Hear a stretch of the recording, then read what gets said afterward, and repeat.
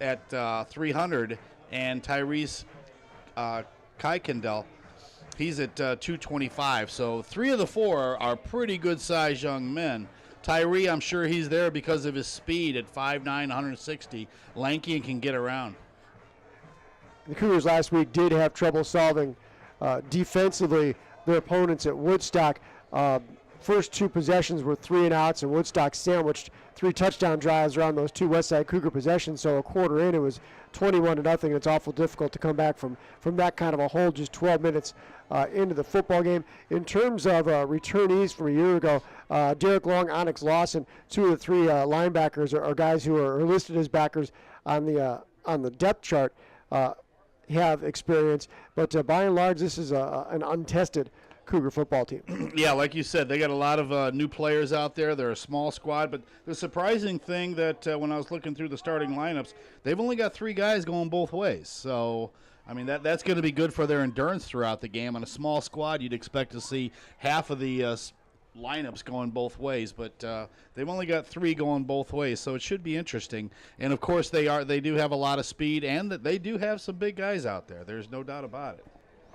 Tonight's game brought to you by Duck Creek Golf Course. Whether you're just enjoying a round of golf or you're having an outing, visit Duck Creek, located at 638 North 700 West in Hobart.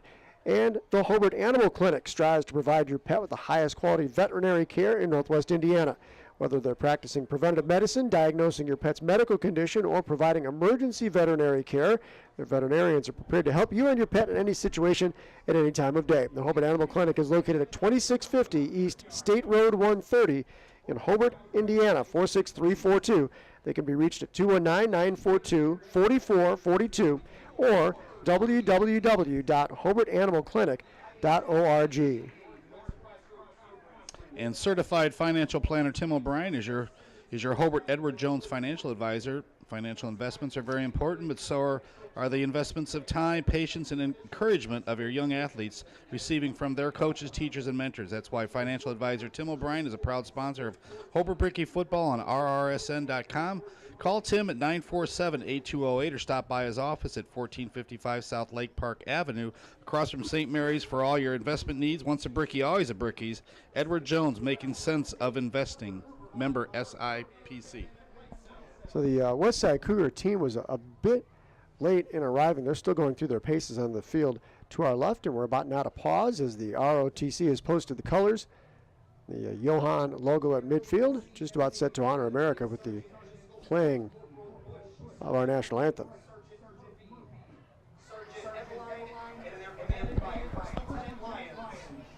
At this time, please stand, remove your caps for our national anthem.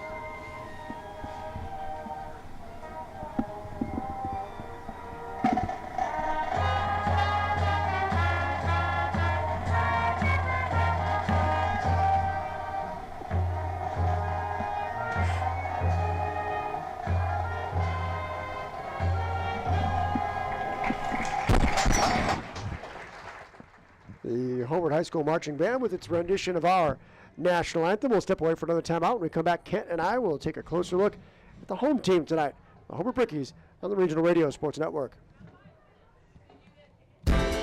State Farm Insurance asked, what if your roommate, we'll call him Einstein, decides to microwave a metal mixing bowl full of cookie dough and sets your apartment on fire?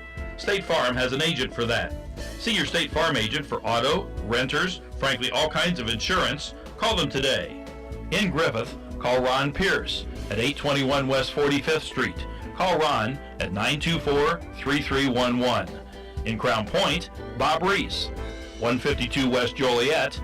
Call Bob at 663-7337. In Portage, Andrew Rodakis at 3153 Willow Creek, Suite A.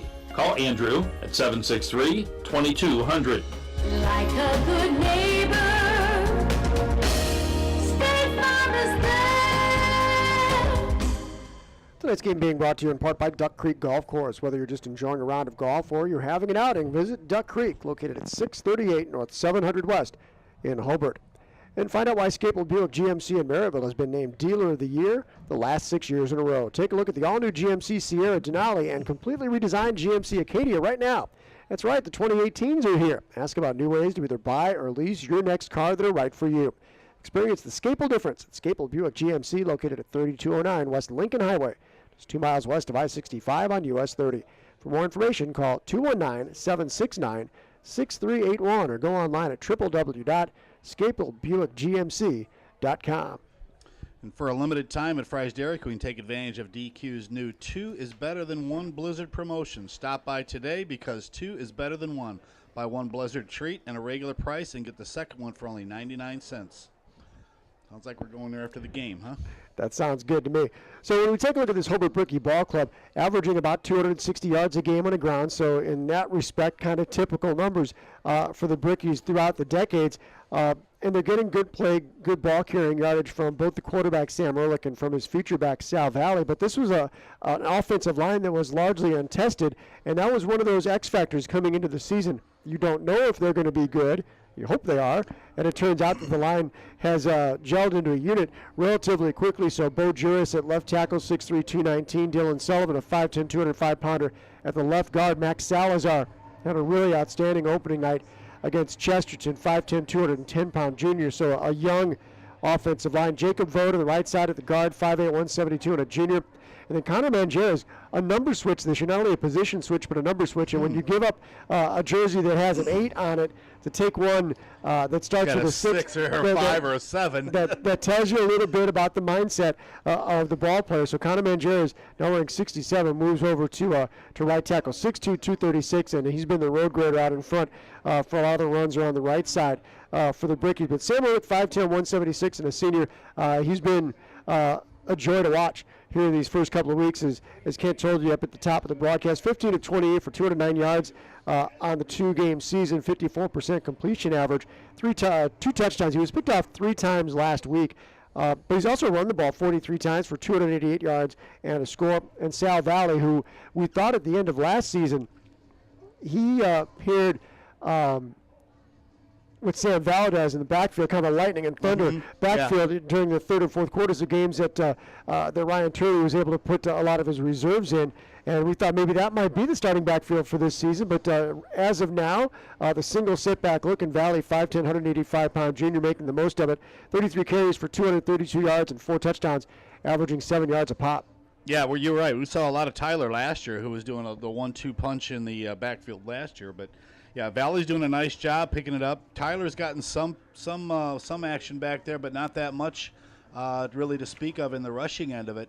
So we've seen Hicks with a couple carries, but not many at all. But yeah, Ehrlich and Valley are the two that are kind of carrying the ball for him back there. But as the season progresses, I mean, they're going to be starting to reach out and try different things.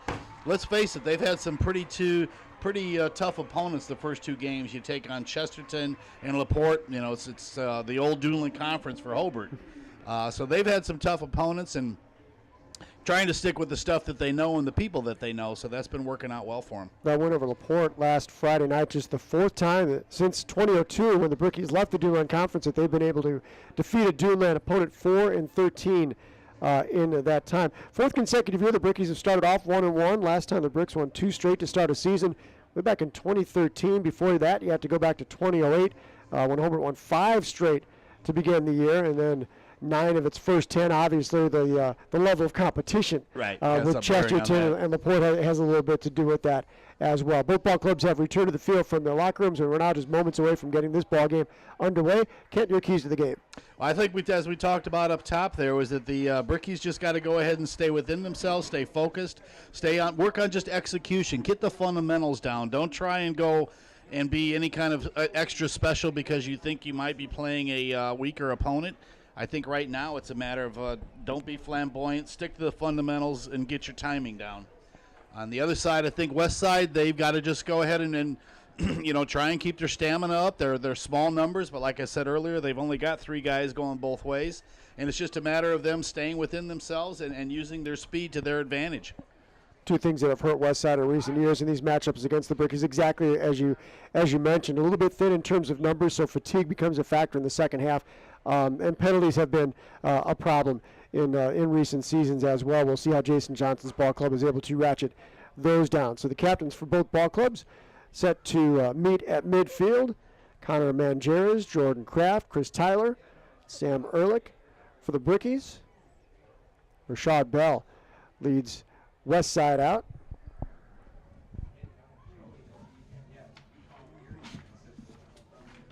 Cougars in the all whites, navy blue numerals, orange helmets, blue face masks. Cougars win the toss and will defer their option to the second half. The Brickie is going monochromatic, purple tops and trousers, purple numerals trimmed in yellow, yellow stripe down the side of the pants, and the gleaming gold helmets. And the Brickies will have the football first to begin this contest, week number 3 of the prep football season. It is a glorious evening in Northwest Indiana. Game time temperature 63 degrees. Little to no humidity to speak of, in the winds, which were Picking up a little bit from the north, but nothing really to speak of. Yeah, they've calmed down a bit since dinner time, and that's been kind of par for the course of this season. 5, 6 o'clock, it's been a little gusty here, and now the wind appears to have little to no effect. Field turf is the surface here at the Brickyard, and so those true bounces and a smooth surface for running in for footwork. And tonight we've got the Andy Simpson is our referee. Our umpire is Seidel Darrell. Back judge, Dave Herbert. Line judge is Bob Parker. And head linesman is Kevin Meixell. Jason Johnson coaches the West Side Cougars, 24-41 in his 7th year at his alma mater. Ryan Turley now 35-32 in a similar stint, 7 years. Also at the school from which he graduated and from which he won a state championship. Yeah, he's done a good job of keeping this program. He took it over from McCormick after McCormick kind of bailed out and took off. Ultimately went back to Portage, didn't he? And small stint there. But, yeah, Ryan's done a nice job of putting the program together. Kind of some up and down years, but able to go ahead and keep his numbers up. He's got a good numbers out there, and able to go ahead and field some pretty decent squads in the last 7 years. Daniel Gray with the football teed up at the 40-yard line, the run-up and the kick. It's a line drive. Boot. Chris Tyler has it goes through his hands and over his head all the way back to the goal line. He's going to he'll have to take this as a touchback as the ball touched the Hobart return man, but then once it reached the end zone, automatically comes out to the 20-yard line, and that is where Hobart will begin its first possession, 1st and 10.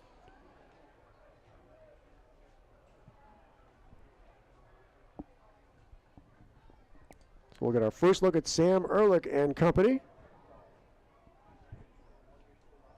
Ehrlich, a 54% passer on the season, a little bit better than 200 yards. More impressive, 288 yards running the football. Yeah, so he'll pull it in and take off. So Sal Valley, the single setback on the right hip of Ehrlich. Deploys Omona Capone to the right side. Toss sweep to the right with Valley. He gets a good ceiling back in the corner. He's got the corner to the 40-yard line, 45, and taken to the sideline marker across the 45 near midfield. Picks up a first down there. Gets it to 30-yard pickup there by Valley. That was nothing more than just a little pitch to the right and a good run around the outside. Good closing blocking by the outside offensive Hobart's line, pushing him back in, so he was able to break the corner and pick up 30. Talked about those cross-border matchups. Marist out of the City of Chicago Catholic League leading Mishawaka 7-0. And Ben Davis has jumped out to a 27-6 lead over Pike. 1st and 10, Brickies near midfield. Low snap, Ehrlich takes, gives Valley. He's got a big hole left side across the 45 inside the 40. And he's going to be tripped up with an ankle tackle as he tumbles down to about the 33-yard line. Another first down, picks up about 17 on that play. Roderick Bell, the safety, 5'7" junior, made the tackle. So Hobart's line is just finding the holes. Blew a nice big hole there for him. Off tackle on the near side. They lined up, paired up in the backfield. a shotgun handoff, quick handoff, and man, he just went off tackle on the near side. 2 snaps, 2 first downs. And nearly 50 yards in pickups. Brock Cooper split wide to the far side. It's going to be Tyler who gets the call this side. Tries the right side, cuts it back inside. He's got some running room inside the 20. They got to be tripped up down inside the 15-yard valley, rather, the ball carrier. And he's going to be marked down to the 12-yard line. Yeah, on third, another first down. 3 plays, 3 first downs, and that was a pickup of about 16 on that one. So it's been all valley on this one. You're right, those numbers are hard to pick up with that jersey configuration. Offensive line blowing some huge holes for Sal Valley here on this first possession, first drive. Split backfield now with Ehrlich. Valley and Tyler, receivers left or right on 1st and 10 for the west side 13-yard line. Valley follows Tyler around the right end, gets the corner at the 10, drags a would-be defender inside the 5-yard line. Picks up about 8 right there, so they'll be down about on the 5-yard line. Bashar McCarter makes the tackle for Westside. And they have room to go for a first down. They can get it down to the 2-yard line and pick up a first down. Ball spotted, hash mark right at the 5. So the left side is the wide side of the field, and Tyler, the wing back on the left side of the line. Valley, the single setback, takes a little shovel pass, tries to follow the Tyler block inside the 5, dives for the end zone, touchdown. Valley's 5th touchdown of the season from 5 yards out. And Hobart, just like that, not quite 2 minutes gone, scored first. Hobart 6, Westside nothing. 5 plays, 1 touchdown. And they moved it all the way from the 20. Now Hobart has an unusual setup here to do their PAT. Have you seen this before, Steve? Where they line up outside? I have not seen that. So they run a little razzle-dazzle on the point after touchdown. They took the direct snap to Ehrlich, pitched to Tyler, the wing, on the near side of the line. On a as a quick play, a spread field, he was able to walk it right in. It was a side snap. They lined up.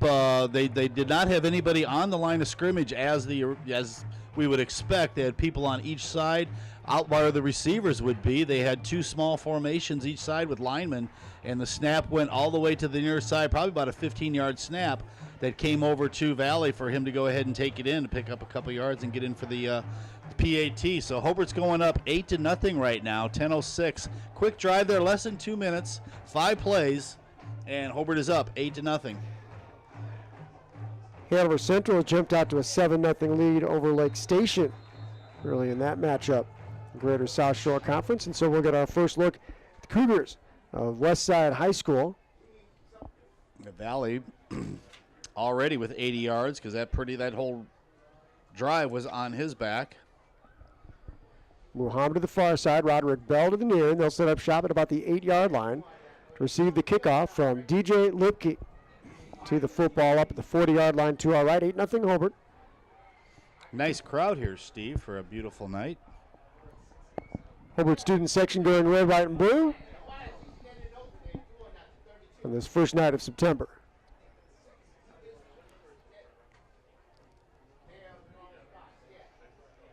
Who we got back for West Side? That's Muhammad's back, as well as Bell back for West Side. Here's the kick. Lipke steps into this one. It's coming Bell's way.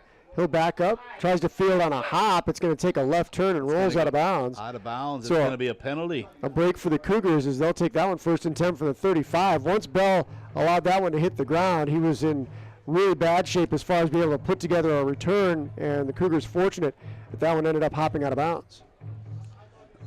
So with the ball going out of bounds on the kickoff, the ball will be placed, I believe it goes to the 35. Or they're going to re-kick it. I take that back. They're going to re-kick it. So that'll be Hobart's first penalty.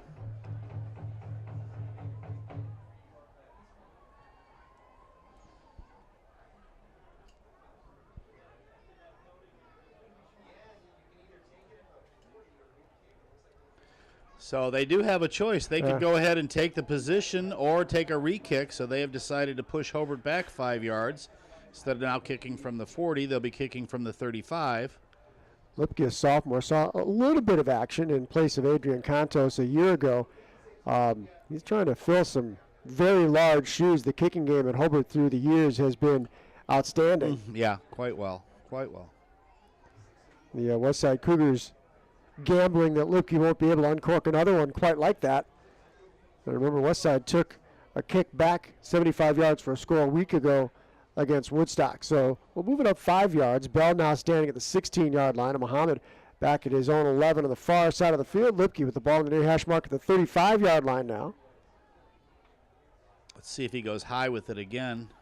He's going to try to come Bell's way. Instead, a short kick taken by Nutback at the 23, upfield 30 to the 35, now the 40. Splits two defenders. Dijon Cruz got out across midfield and into Bricky territory at the 46-yard line. That was a good run back. That was a good gamble by the West coaching staff to go ahead and have him kick it again. Now they're going to have ball field position in Hobart's territory on Hobart's 47-yard line. So we had our first look at Rashad Bell, 5'7", 165-pound junior quarterback. He and Muhammad each 32 yards against Woodstock a week ago, so those were your co-leading rushers. They're going to work on a short field here from the Bricky 46-yard line. Demonze Holloway, your wide out to the far side of the field. He's a 6-foot junior. Bell's got some sizable targets. Cruz, the wide out to the near side. And Bell slotted to the near.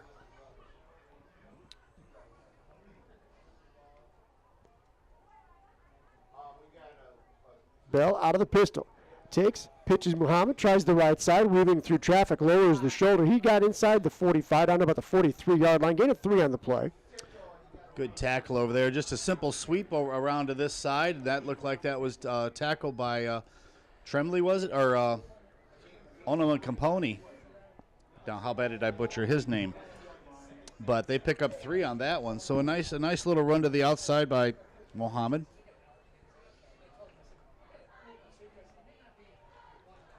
He's lining up really deep, Steve, in the I formation. He's about 7 yards, 8 yards off the ball. They're going to have to hurry. 7 on the play clock. Rashad Bell calls for the snap at 4. Gives Muhammad sweeping right. Ricky's pursuing. Muhammad gets the corner at the 40. Penalty marker is down.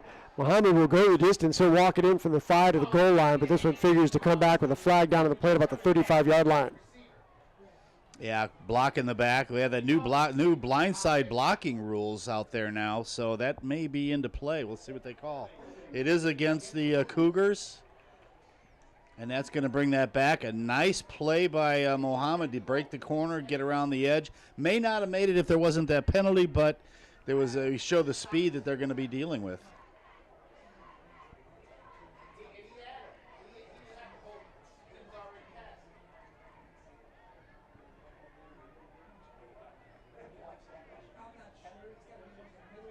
So they're going to march it back 5 yards. First penalty of the game against the Cougars. Still going to be second down. It's going to be 2nd and 10 right now. LaPorte has put together a 16-play drive to open up their contest at Kiwanis Field against Valparaiso. Game scoreless with 3.5 minutes to go in the first, and Vikings haven't touched the football yet. It's one way to keep them from scoring, isn't it? That's the offense that the Slicers had hoped to put on display here at the Brickyard a week ago, and it never really materialized. So after the penalty, a 10-yard walk-off. 2nd and 10, the down and distance. The give sweeping right this time. Deshaun Coleman with the ball carrier. Got inside the 45 to about the 43-yard line. Check that rather. Bashar McCarter carrying that trip. So it'll be 3rd and 6 now for the Cougars. Looks like the Cougars are going to try and exploit the outsides. Use their speed, spread them out. Their backs are lining up really deep, so the backs are getting a good look at where the holes are before they get to the line of scrimmage. So they're going to be able to pick their holes and just trying to stretch everything out and see where they can break through. So the Cougars making the best of the opportunity, getting that penalty back and a bit more, and a makeable 3rd down here, manageable distance at 3rd and 6. Right hash mark, but the play clock winds all the way down to 0, and that'll cost the Cougars 5. Poor time management there to go not get up there in time. So that's 2 penalties so far, and you said it at the beginning of the at the beginning of the game here that they've just got to watch their penalties. And on their first drive, they've already got 2 penalties and cost them now a touchdown and now a great opportunity for a first down. So they are now at 3rd and 11 as opposed to 3rd and 6 or a touchdown, actually. Holloway split wide to the far side. McCarter, the single setback. Behind Rashad Bell, twin receivers to the near side. And a wingman on the near side of the line. Hard count. They tried to get the Brickies to jump offside. Now the play clock down to 0 again. Delay a game again. That's So what was a makeable 3rd down is now 3rd and 16. 3rd and 16. Some miscommunication going on there as to what play to call. Maybe he's trying to call an audible. Maybe having trouble reading the defense. Trying to understand what play he's trying to get off. Jason Johnson on the far sideline meets his quarterback Rashad Bell at the numbers, sends the play in. Down to 8:01. Time is out right now. Play clock starts. So same look McCarter, the single setback. A shotgun snap to Rashad Bell, rolls the near side of the quarterback keeper, looking for an opening. He bursts to midfield, and then he's going to be twisted down well. Play Jordan Kraft coming up to make the tackle. And Getting about 3 yards on that. that's some help from Bobby Babcock, a freshman defensive back.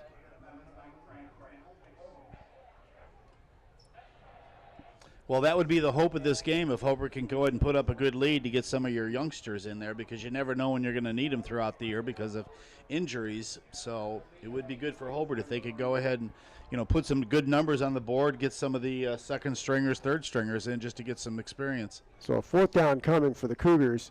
Play clock is already down in single digits, and I don't think they're going to get a playoff here. Down to 3, down to 2. They're not even set with the formation. They're going to use a They're going timeout. to use a timeout to go ahead. Going to have to. Timeout West Side with 7:13 remaining in the first quarter. Hobart 8, West Side Cougars 0. Tonight's game sponsored by Swartz Redson & Company, a certified public accounting firm serving both businesses and individuals in Northwest Indiana over the last 80 years. Located in Maryville, Swartz Redson has a staff of over 30 professionals, making it the largest CPA firm in Northwest Indiana. Swartz Redson specializes in audits, reviews and compilations, tax planning and preparation, accounting services, business and personal financial planning, business valuations, and other requested engagements. Thanks for considering the professionals at Swartz Redson for your tax, accounting, and assurance needs. Take advantage of back-to-school sale now at Levin Tire and Service Center. Get up to $145 back and rebates on selected tire and services, and find out why they have been named the best in the region for 8 years in a row now. Levin's carries most brands of tires, so take advantage of their price match-up guarantee. If you find a lower price somewhere else, they'll match it. Stop by one of the 7 locations for more details and see why Levin Tire is Northwest Indiana's preferred auto repair and tire shop. And for more information, call 800-475-5005 or check them out at levintirecenter.com for valuable coupons. Levin Tire Center, earning your trust one day at a time since 1918. Dejan Cruz on to handle the punting chores. For West Side, he'll have 5 from his own 38-yard line. Omona Capone standing back at the 20-yard line. Chris Tyler up at the 25. Snaps a bit low. Cruz steps into this one a high, but short kick to the near side. Fair catch signaled for by Tyler. And he'll field it near the near sideline, the 26-yard line. 7:05 to go first quarter, and the Brickies have it back, leading 8-0. Only about a 16-yard punt there. Didn't get down very far. Hobart's going to take over on the 31, their own 26-yard line, it looks like.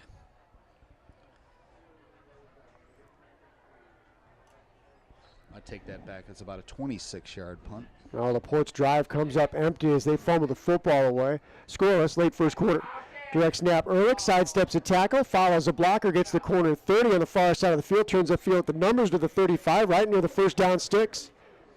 Ehrlich on the quarterback keeper picks up 9 yards. It looks like they were trying to do a little bit of an option play out there because he had the Valley was out there with him, and Ehrlich just decided to hang on to it and go in himself. That was a 9-yard pickup.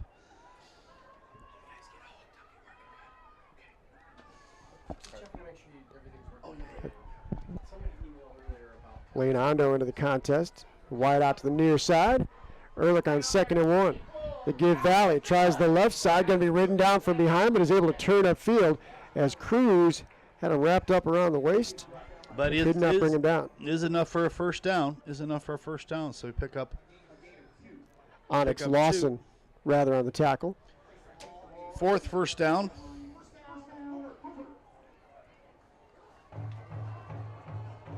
So the Brickies picked up several first downs in that first possession, a 5-play, 80-yard drive.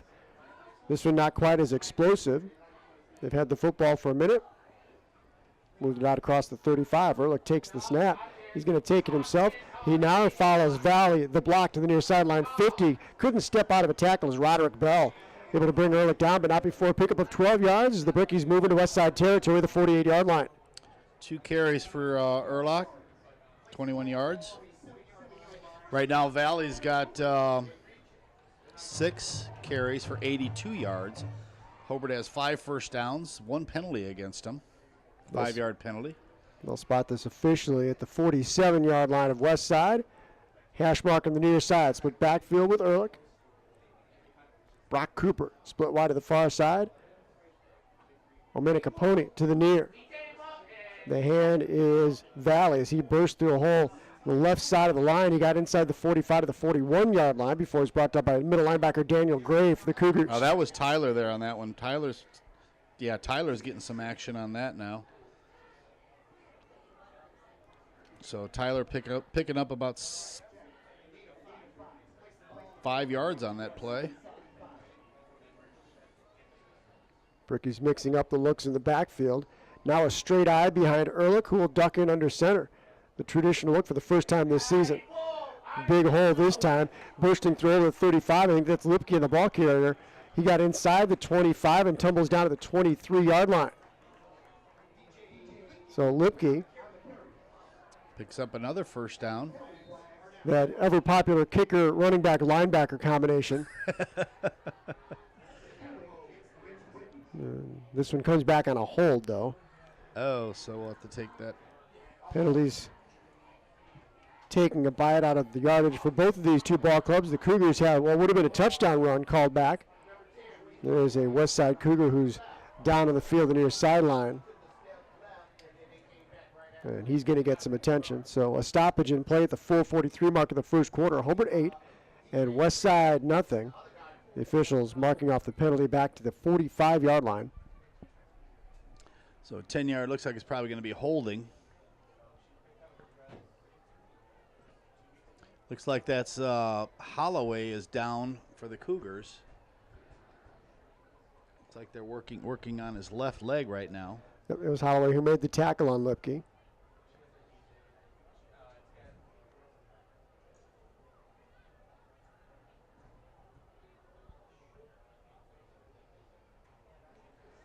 And Holloway now to his feet. Doesn't look like he can put much pressure on it, but he is to his feet. 4:43 to go here right now in the first quarter. Hobart is up 8-0. They've got 5 first downs already. Pretty much been able to go ahead and run the ball. We haven't seen a pass from either squad yet today.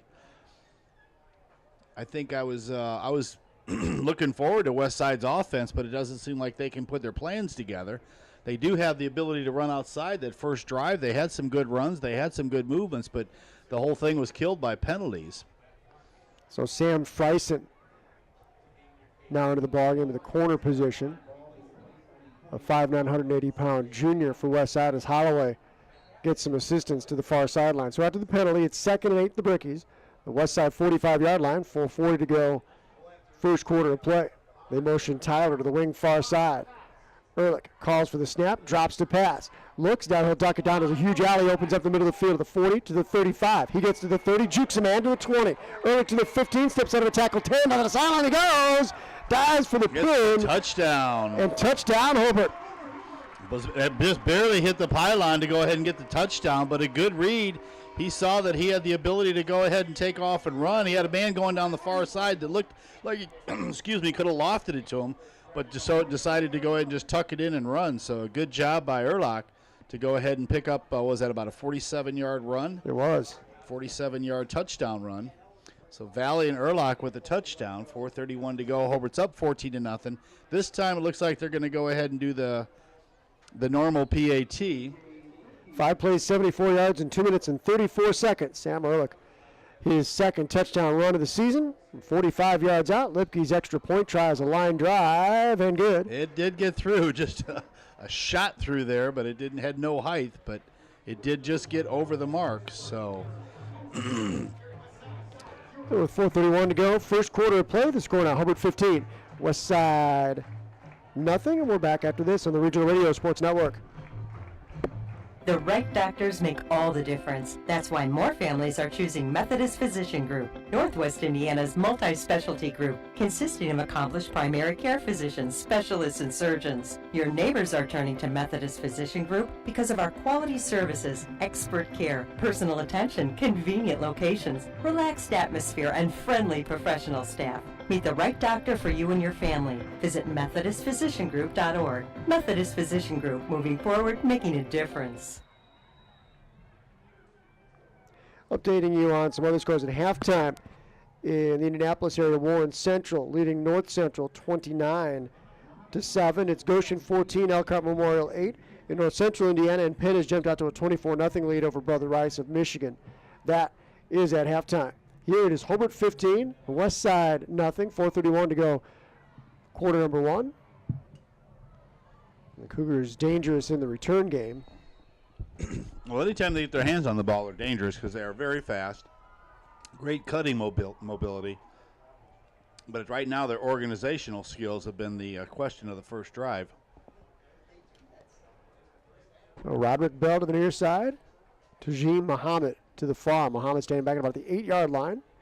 Lipke's run up and the kick. And this is going to be a sidewinder that's going to bounce at about the 17-yard line. And out of bounds it goes. So we will have another penalty here issued against the kicking squad of Hobart.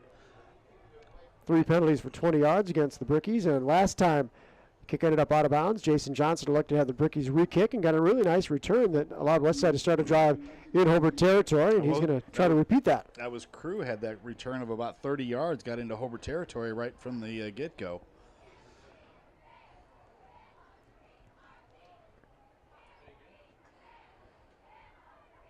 So he'll move it back to the 35 now and try and do it all over again. 4:31 to go.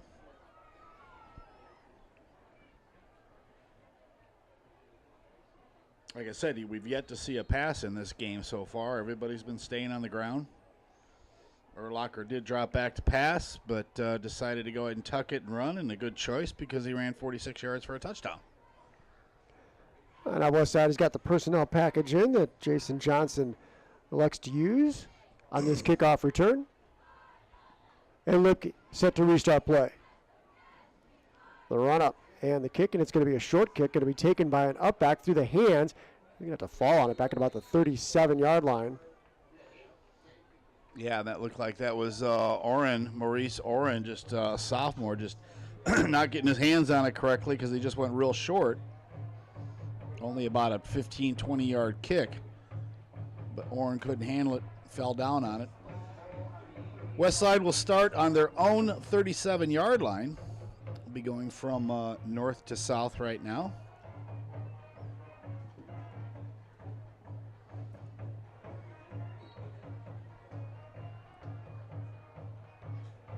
So the Cougars have had their adventures getting plays in and then breaking the huddle in time to get the snap off, and already play clock down to 12, and the Cougars still in the huddle. Twice they've been whistled for delay of game. Play clock down to 7. We're going to see a delay of game here real quick again, unless they snap 4, 3.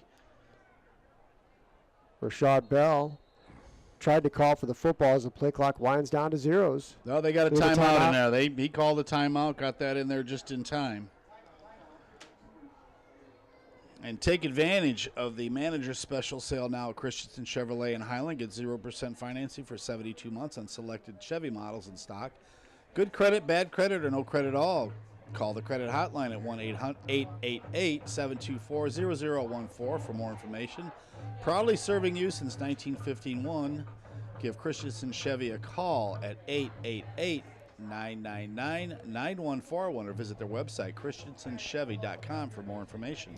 Baxter Printing has been supporting high school athletics and serving Northwest Indiana for over 50 years. Located at 3837 Ridge Road in Highland, Baxter Printing specializes in all types of commercial and political printing, whether it's tickets, buttons, mailers, or yard signs, Baxter Printing will help you make the right decisions for your campaign. Call Baxter today at 219-923-1999, your local friendly union print shop. And Duck Creek Golf Course amongst your sponsors tonight, whether you're just enjoying a round of golf or if you're having an outing. Visit Duck Creek, located at 638 North 700 West in Hobart. Okay, West Side's back on the line of scrimmage right now. Play clock won't start, or it did start right now. Rashad Bell gives to Muhammad, who's met with heavy resistance as he tried to go off left tackle. Nothing doing. Got to the line of scrimmage, the 38-yard line, and nothing more. 2nd and 10. Tried to surprise Hobart by going up the middle instead of going around the ends where they've had some good success. Now let's see if West Side can get the playoff here within the appropriate time limits. Clock to the 4-minute mark of the first quarter. 15-0. Hobart up on top. An 80-yard drive for a score kept up by Sal Valley going in from 5 yards out, and Sam Ehrlich went in from 45 yards out. Ricky's last possession. Bell takes a quick hand to the right side. The ball is down on the deck as Muhammad was hit hard, but it's picked up by Roderick Bell. He tries to advance the football and cannot, as he's swarmed under back inside the 35. They're giving the forward progress to the 37, so officially it goes for a loss of a yard. They tried to get a quick play around the end, and the Brickies pursued well. Good, quick, hard hit on this side, too, because one person wrapped him up, and then he got blasted by another, dropped the ball, but a heads-up West Side Cougar was able to go ahead and scoop it up, but he was immediately consumed by the Bricky defense. Cougars again going to have to hustle as the play comes in with the quarterback, Rashad Bell. They're in the huddle with 11 on the play clock. Single digits on the play clock. The Cougars still in the huddle. Play clock down to 5. Bell brings him to the line. Clock down to 2, down to 1. That'll do it. Delay of game whistled against the Cougars. 3 delay of game plays already, and we're only in the first quarter. And from what I've seen, they don't have that big of a variety of plays. One of the things that seems so difficult, especially with young and experienced ball players, is getting them used to the speed of the varsity game, and that includes the time in between plays. Being able to get them in and out. Trips to the far side with Bell. He's got Muhammad, the single step back, 8 yards deep in the backfield, off play action. Bell rolls the far side. He's got some running room, tries to duck to the outside as he's hemmed in, and now he's going to be caught behind the line of scrimmage. Loss of a couple on the far side. Oh, he was able to get across. He picked up maybe got back to the original line of scrimmage from a play ago from the offsides, or excuse me, the delay of game. Pretty good pursuit on the play from Valley, who made the stop. So it'll be 4th and 12 for the Cougars. And again, we'll be forced to punt the football away with Dejan Cruz to let fly. Tyler and Amina Kapomi standing at their own 40-yard line to our right. Play clock down to 5 right now, and they don't have the field set up once again, so we're going to have another delay of game play. Another 5-yard walk-off against the Cougars. Well, Steve, we could be here all night. 1:37 to go here in the first quarter, and most of the time consumed by delay of game calls against the Cougars. So pushing back 5, and now Cruz to let fly from about his own 22-yard line. Snaps high and over his head. Cruz tried to get a hand on it. The football is loose inside the 10. It's going to be recovered by the Brickies at the 7-yard line. Out of there with the football is Orion Yester, 6'2" defensive lineman. And once he saw the ball up over the head of Dejan Cruz, he got the ears pinned back and went right down after it. Yeah, that snap went straight up in the air, up and over the head of the punter, who tried to get back. He did get a finger on it and tipped it around, tried to get back to pull it back in, but Orion, like you said, was down there to go ahead and make the best of the situation. So Hobart now will take over on the 7-yard line. $1:25 to go for the first quarter. Here at halftime, Marist 21, Mishawaka 15, and New Prairie shutting out Andrean 6-0. Here's Hobart first and goal from the 7. Ehrlich with Valley on his left hip. Sal gets the hand. Little razzle-dazzle they gave to Tyler coming around the left side, and he'll walk it right into the end zone. Chris Tyler from 7 yards out. A double handoff for the Brickies, and they now lead it 21-0 with a 1:18 to go first quarter. Yeah, nice double reverse there. They gave it to Valley going to the right side with Tyler on the wing coming back. Went ahead and took it across the line and went in there untouched.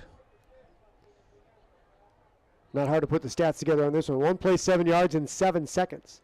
Chris Tyler, his first touchdown of the season. And this time it's Matt Heilich, a sophomore kicker, who boot this one through. Pretty solid leg on him. I was watching him in warm-ups, and he uncorked a couple of beauties. Looks like at some point in the future there may be a competition, or he may be a long-distance field goal specialist. So it looks like he might have range out to about 40 yards. That extra point kick, a chippy for Heilich, and it's 22-0 Hobart with 1:18 to go in the first quarter. Yeah, the more that you have Lipke out there on the field playing offense and defense, you definitely want to make sure that you got an alternate there for your kicker. And it looks like he's certainly a great opportunity for him to go ahead and get some time on the varsity field. So it's good to be versatile in all regards, and especially a kicker. Tonight's game is underwritten in part by the Hobart Animal Clinic. Hobart Animal Clinic strives to provide your pet with the highest quality veterinary care in Northwest Indiana. Whether we're practicing preventative medicine, diagnosing your pet's medical condition, or providing emergency veterinary care, our veterinarians are prepared to help you and your pet in any situation at any time of day. Hobart Animal Clinic is located at 2650 East State Road 130 in Hobart. They can be reached at 209-942-4442 or www.hobartanimalclinic.org. Heilig's going to take the kickoff this time. Lipke had a little bit of trouble keeping the ball in bounds. Let's see how he can do it. He'll be kicking off from the 40. 1:18 to go in the first quarter. Hobart up 22-0 already.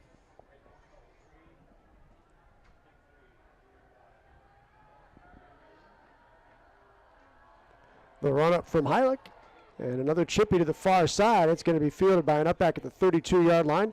Spun down across the 35 to the 37. That was Oren again. Looks like he may have picked up a couple yards on that one, but they're not even going to take any chances and go deep. They're just going to keep the ball short. They're not going to kick it back to Muhammad and or Coleman and see if there's any chance that they can run it back and use their speed and burn them. Duland Conference in the second quarter. Maryville now leading Crown Point 7-0, and New Prairie has scored again. Stretched lead out over Andrea to 12-0. Here it's 22-0. Hobart leading Gary Westside. Similar situation that the Cougars found themselves in on the road at Woodstock last weekend when they were down 3 touchdowns by the end of the first quarter. So Rashad Bell brings his men to the line. Plenty of time to get this one off. Trips to the near side. Bell deploys Roderick Bell in motion, and the give is McCarter blasts the middle of the line. He was able to push the pile ahead. Couple of yard pickup out to the 38-yard line. Cougars yet to record a first down tonight. Yeah, nice job by the offense or the defense of the Berkeys to go ahead and just kind of clam things up in there and not let him get any speed going, because he came up to the line charges. As I said before, their tailback is lining up about 8 yards back to go ahead and get a good running start at it and to get a good view of where the lines are going to be, or I should say the openings are going to be, so they can get through. Trips the near side with Cruz. The outside receiver, outside the numbers. Again, it's Roderick Bell in motion. Rashad Bell takes the snap, tries to sweep right, lost his footing, goes to the deck, down he goes. A loss of about 5 on the play. Jordan Kraft touched him up. Officially the credit for the tackle, and probably his easiest stop of his career. It'll be 3rd and long for the Cougars, 3rd and 14. What do they say? Just be present, and that's all you got to do. Right. And you get credit for it. Just be present, and that's going to wind down the first quarter here. It's clicking down to 8-second mark right now, and I'm sure that Westside's not going to get another playoff. Duck Creek Golf Course, whether you're just enjoying a round of golf or you're having an outing, visit Duck Creek, located at 638 North 700 West in Hobart. 1 quarter's in the books, Hobart 22, Westside nothing. Hobart Bookie Football, the Regional Radio Sports Network, a season-long presentation of Centier Bank. Albert's Jewelers annual. Centier Bank is Indiana's largest private family-owned bank. Since 1895, the Schrag family has built a legacy of success through business and by servicing the communities of northern and central Indiana. Centier's not-for-sale promise pledges to the communities we serve that we will continue to preserve independent banking in Indiana for generations to come. Centier Bank is proud to serve the communities of northern and central Indiana. Please visit Centier.com for more information, and don't forget to like us on Facebook, member FDIC.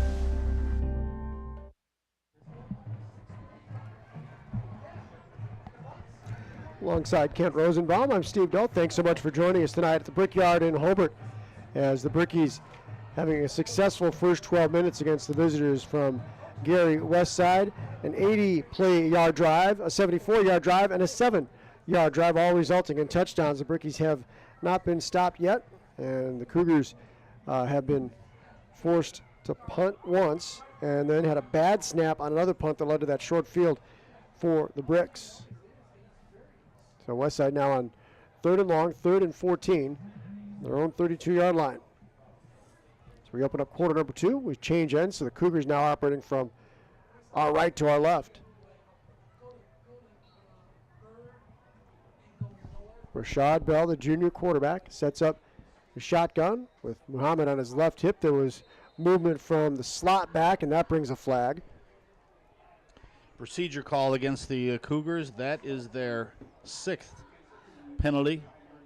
Total of 30 yards. All of them been 5 yards. The majority of them been delay of games because they can't get their play in, their formation set up.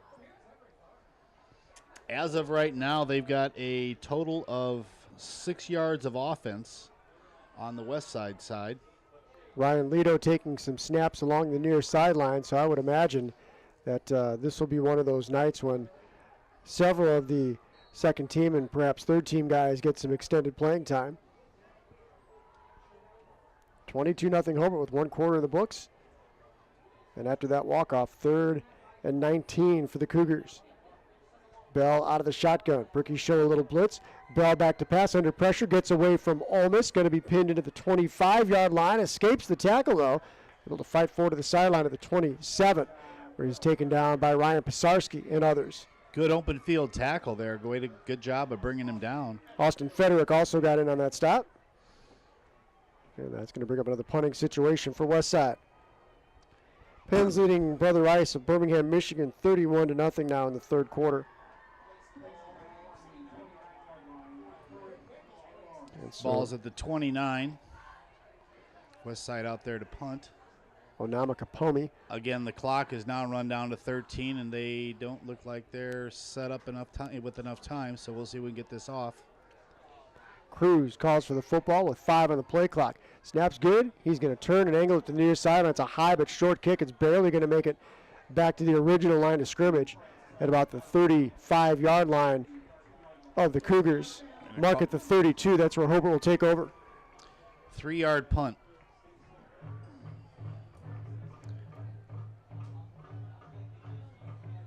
.11:46 to go. Hobart's got obviously great field position here right now.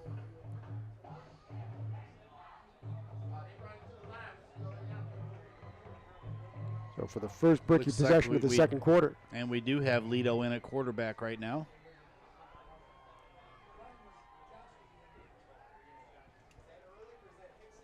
Lido with the split backfield. Gives Sal Valadez. He's got some running room. Rumbling the fullback inside the 25 down near the 20-yard line. Plows over a would-be West Side tackler as he sent Sam Fison tumbling. Valadez is a load. He's a big man. 5'11", 232, and a junior. Made a name for himself on the defensive side of the football, but we saw plenty of him running the ball second half of football games a year ago. So the Brickies pick up the first down on the Valadez carry. 21-yard line, hash mark left. Lido gives Lipke, runs up the back of a blocker, and he's going to be met and have nowhere to go. No gain on the play to the 21-yard line. Making the stop, Onyx Lawson.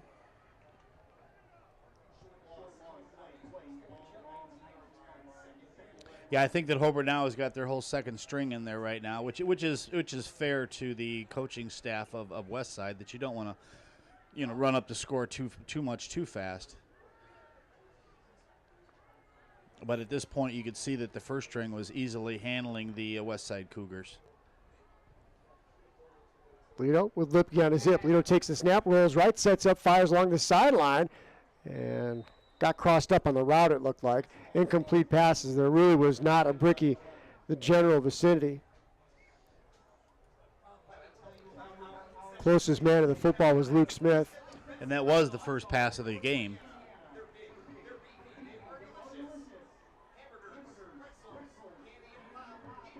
Couple scores to pass along. Out of the South Bend area halftime, it's Riley 18, Adams 12. And another North Central Indiana score, Goshen 21, Elkhart Memorial 8. The eastern part of the state, Fort Wayne Snyder 14, Concordia 7, and Dwenger shutting out Fort Wayne South 42-0 down in the third quarter. There's DeLipke off the left side there, only picking up about 2. And Bricky stopped on third down. And the kicking unit will come on, a field goal attempt. They will advance the football ahead of the 19-yard line, so this would be a 36-yard try. And it's Heilich who's on to attempt this one out of the hold of Lane Ondo.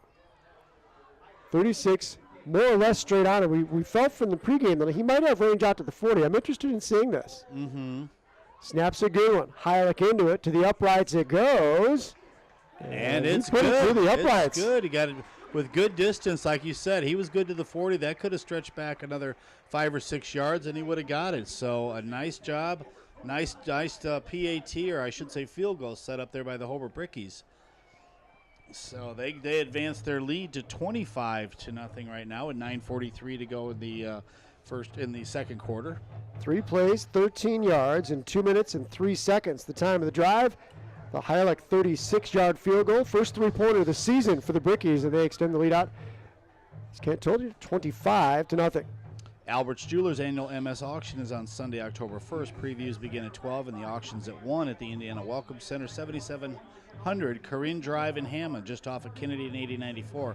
Over 400 items will be on hand for you to bid on, including sports tickets, spa packages, golf packages, autographed memorabilia, vacation packages, and more, all with no minimum bid. In addition, over 100 individual pieces of jewelry will be auctioned off.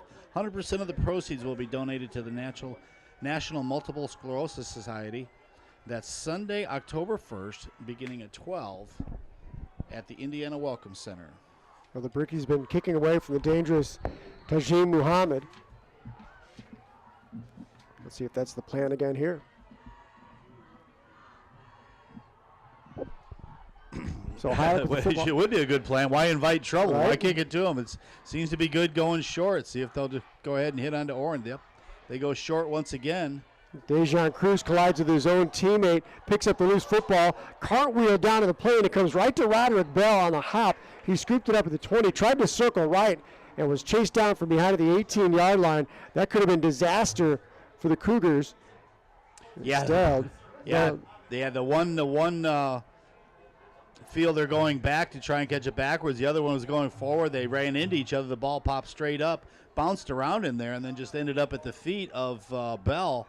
And all he could do was just go ahead and corral it and try and run away. But the whole the kicking team was down there on top of him, so he ended up losing a few yards. But nothing to speak of on that return. They'll be starting at their own 20, coincidentally. That's where the ball ended up. First unit out there defensively for the Brickies. Rashad Bell, the quarterback for the Cougars, trying to put a dent in a 25-0 deficit. Toss sweep near side Muhammad. He's going to be strung out to the sideline. Tries to turn the corner. He took a bump out of bounds after the whistle, but the Bricky player who made the contact was definitely trying to slam on the brakes. Nothing malicious in that hit, and does not draw a flag. And they'll give him officially a gain of a yard to the 21-yard line. 4 carries and 3 yards for Muhammad tonight. You know, I was watching the stick on the far side as I look at the spot. They spotted at the 19. That actually goes for a loss of a yard. 8:47 for the first half. Hobart 25, West Side scoreless. Dejan Cruz split wide to the far side. Roderick Bell slotted that way. And the snap was a bit low, but Rashad Bell is able to collect. He tries to sweep to the near side and met by a host of Brickies. Pisarski is there, amongst others. Orion Yester finally twists Bell down inside the 20 to about the 17-yard line. Forward progress ahead, I think, to the 20 is where they'll mark that gain of a yard. It'll be 3rd and 10.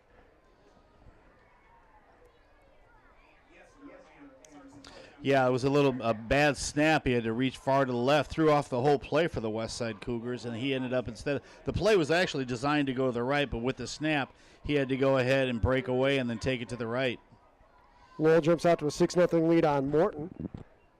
5 minutes to go, first quarter. Major League Baseball, the Cubs shot at the Braves 2-0. That's 5 straight for the defending World Series champs. So here's the 3rd and 10 play coming. Rashad Bell takes the snap, hands Muhammad, weaves through traffic. He's going to be caught in the backfield, though. Manjares, right at the 20-yard line, twists him down. They'll mark it at the 19, 4th and 11, and the Cougars going to have to punt this away again.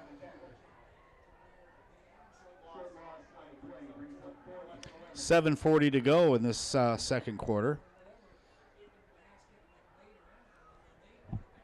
Cougars are now getting their punt group sorted out and getting out there on time now. We got 20 seconds on the play clock, so it looks like they will be able to get this off.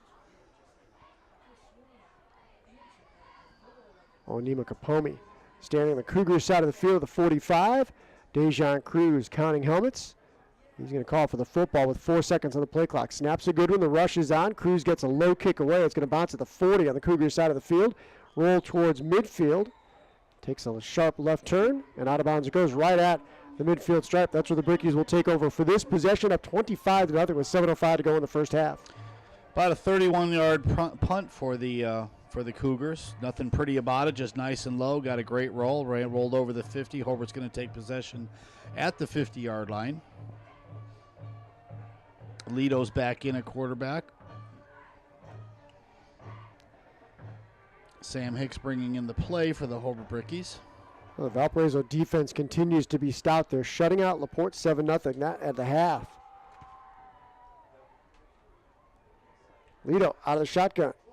Hands Lipke. Bounces off a blocker. Tries to get to the outside, but nothing doing as he could not turn the corner on Tyree Johnson. 5'9", 160-pounder. That outside backer slash defensive end combo. Got at the ball quickly and got to Lipke. Yeah, he did a nice job of pulling him down and not letting him go. Lipke was trying to swiggle away to get out to the outside, but give Johnson a lot of credit.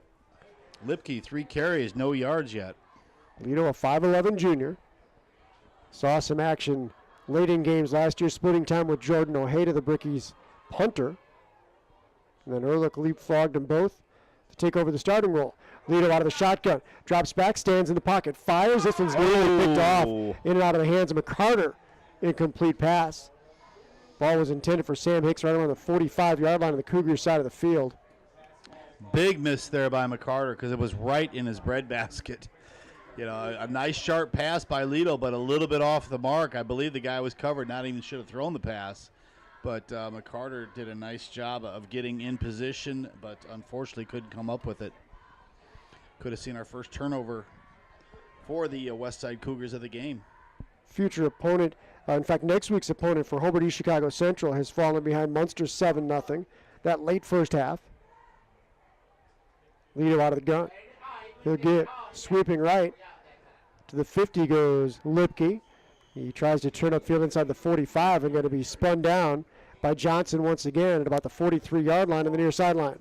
Lipke picks up about 10, but not quite enough for the first down, so Hobart's going to have a choice here. Go ahead and punt it. They're on the Cougar 42, or go for it. Looks like they're going to go for it on 4th down. Second quarter score, New Prairie 20, Andrean 3. Brickies on 4th and 2. Going to line up and run a play. They've got the big fullback Valdez in the lineup, along with Lipke. Lito standing in between the two of them. 4th and 2 from the 42. Lipke gets the call behind a Valdez block. Squirts through a hole. First down, Hobart. He's inside the 40, inside the 35. He's going to be knocked down there. Pick up about 8 for DeLipke. Tyrese Kuykendall from the defensive line, credited with the tackle. And the Brickies move the chains. He did a nice job that time of getting the ball but taking a step back to see where the hole was going to develop before, but instead of just pounding into the line, saw that the hole was going to be a little bit outside and went off to the left. So nice job of reading the line and what's available. 5.5 for the first half. The snap to give Lipke. He's going to be caught in the backfield. He's got nowhere to go. Twisted down with Sean Voris. Nice got to a first 300-pounder. Nice penetration by Voris. Yeah, once he gets in your face, you ain't getting away. He got back in the backfield, so that looks like a loss of about 3 yards.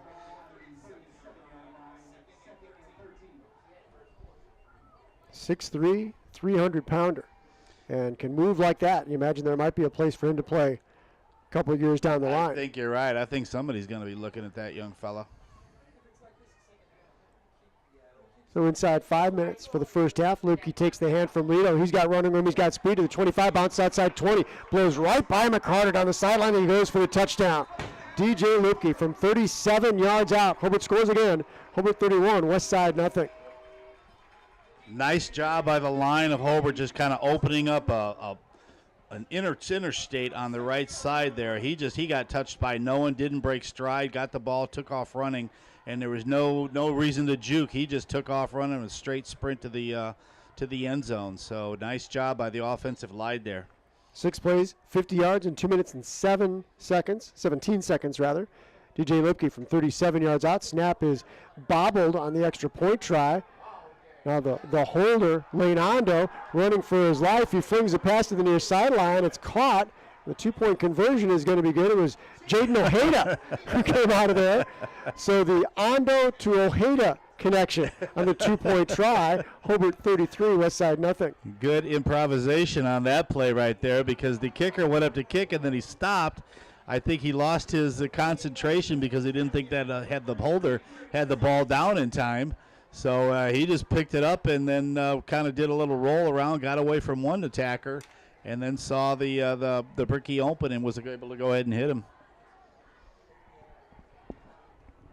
So with 4:48 to go in the first half, Hobart 33, West Side nothing. We're back after this on the Regional Radio Sports Network. I just heard Mom and Dad talking about taking us out to eat. I hope they take us to that place that lets us throw peanut shells on the floor. You mean Texas Corral? Right, Texas Corral. I love their game room.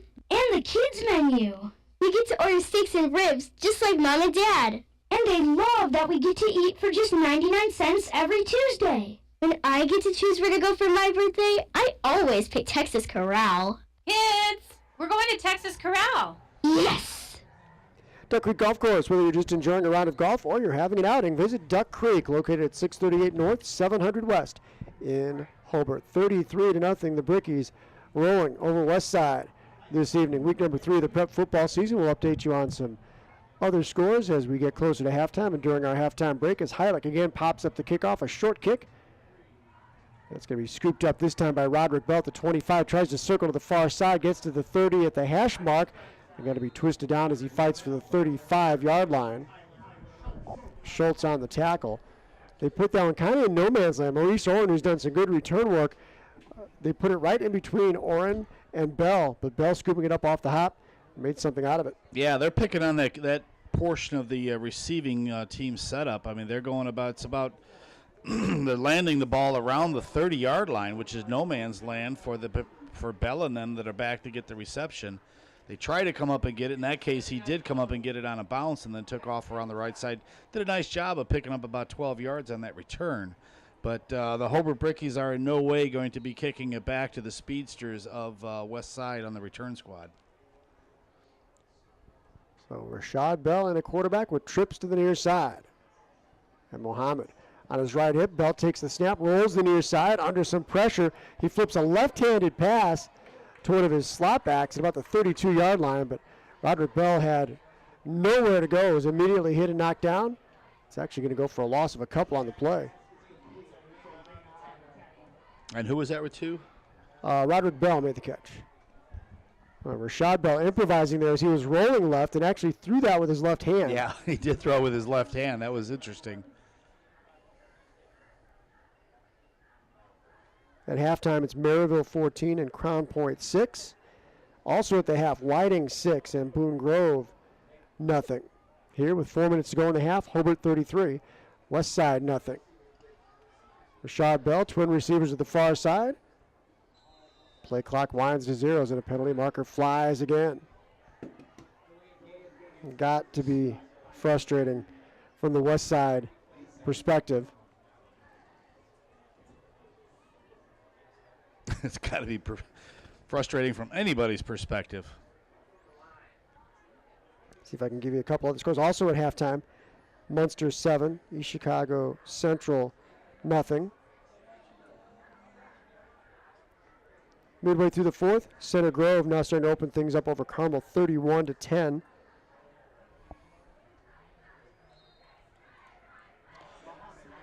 Mohammed on a carry to the right side did a nice job of picking his hole and picking up about 8 over there. But he's going to be way short of the first down. It's going to be 3rd and 7, but A nice job to the right, running the right. Mohammed taking a look at what's available to him and then breaking in and then going back to the outside. 3:18 to go in this second quarter right now. 3rd and 7 for the Cougars. After a quarter, Michigan City 7 and Chesterton nothing. Looked like there was a broken play right there. Looked like the handoff was going to go to Mohammed, but Bell pulled it back, decided that he thought he saw an open hole and tried to break back to the right side. Now Bell is going to be limping off the field right now. That's not good for the Cougars at all. It's going to be a loss of about 2 yards against Bell. Kraft made the stop for the Brickies, and Bell is in some discomfort down in the field, the 35-yard line along the far sideline. That's not the man you want to lose. So the Cougars take a knee, and the Brickies will gather at the hash mark the near side of the 40-yard line. 2:44 to go in the half. It's been all Brickies. Hobart 33, West Side nothing. And earlier the Cougars lost a starting defensive back to Monze Holloway to injury. And now their quarterback shaken up on this play. Tonight's game underwritten in part by the Hobart Animal Clinic. Hobart Animal Clinic strives to provide your pet with the highest quality veterinary care in Northwest Indiana. Whether we're practicing preventative medicine, diagnosing your pet's medical condition, or providing emergency veterinary care, our veterinarians are prepared to help you and your pet in any situation at any time of day. Hobart Animal Clinic, located at 2650 East State Road 130 in Hobart. And they can be reached at 219-942-4442 or at www.hobartanimalclinic.com. And hunger pains getting you riled up. Fry's Dairy Queen, located at 530 Main Street, invites you to stop by and check out the artesian-style sandwiches. Check out the turkey BLT, chicken bacon ranch, and the amazing new Kansas City barbecue pulled pork sandwiches, all at the Fry's in downtown Hobart. Fry's has been a proud sponsor with RRSN since 1992. Fry's Dairy Queen in Hobart. So that being a third down play, Bell to the sideline, and he'll get a chance to rest up as Dejan Cruz in to punt the football away. The fifth time tonight that the Cougars have been in punt formation. On one, a bad snap that led directly to a Bricky touchdown. Rather than Cruz, this time it's Rashawn Voris to punt this one away. He'll let fly from his own 33-yard line. Oh, and this one was deflected. I think a Bricky got a hand on it. It went straight up in the air, bounced to the 25. Oh, and then nearly picked off midair. It wasn't Lipke. Somebody had a beat on that one. Thought they were going to be able to grab it. Ryan Millsap, I think, thought he was going to be able to take that to the near sideline. Instead, it's going to be grabbed up right near the 25-yard line. I don't know what they're calling. Andy Simpson is talking to the linesman here about what may have occurred there.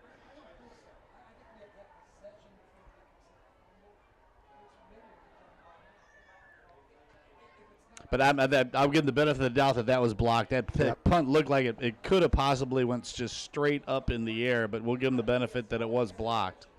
So the Brickies recover, and they'll have first down at the Cougar 26-yard line.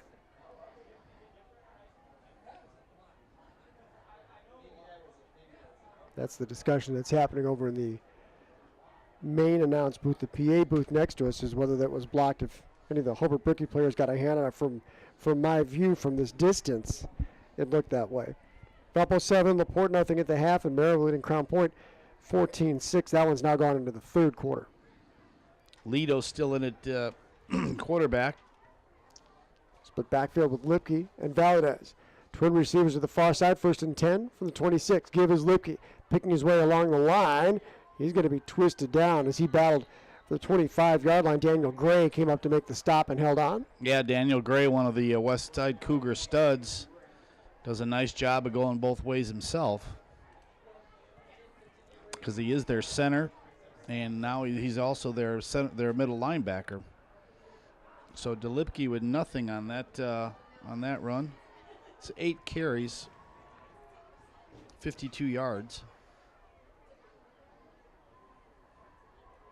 Long count at the line for Lido as he watches the play clock run down. Gives Lipsky, tries to split two defenders. Tyree Johnson came up to make first contact, held him up. The teammate could get there, gain of 3. 3rd and 7. As the clock winds to the 1:30 mark for the first half. 33-0 Hobart. Westside, remember, won the toss and deferred its option to the second half, so the Cougars will get the football to open up quarter number 3. Bricky's on 3rd and 7 from the Westside 22. So they need just about the 15-yard line for a first down. Lido takes, and there's a flag pre-snap. Yep, quick action by the guard, the right side guard, moved out of there, pulling a little bit too quick. So we've got a procedure penalty called against the Brickies. 1:10 to go. That's going to move them back to about the 26, 27-yard line. They'll have 12 yards to go to try and get a first down, 3rd down. Brickies leading 33-0. Clock is restarted again. We're underneath a minute at the moment. Portage leading Lake Central 20-7 now. Lipke on the right hip of Lido. We're inside a minute. They let the play clock run all the way down to 1. Lido takes the snap, fires behind his intended receiver. Threw it way behind him. About the 15-yard line. Was looking for Brock Cooper. So the incomplete pass stops the clock with 40.5 seconds remaining for the quarter and brings up a fourth down for the Bricks. And they would be in Heilig's field goal range. They are going to go for another one. Heilig's going to try one. This one's going to be from about 43 yards out.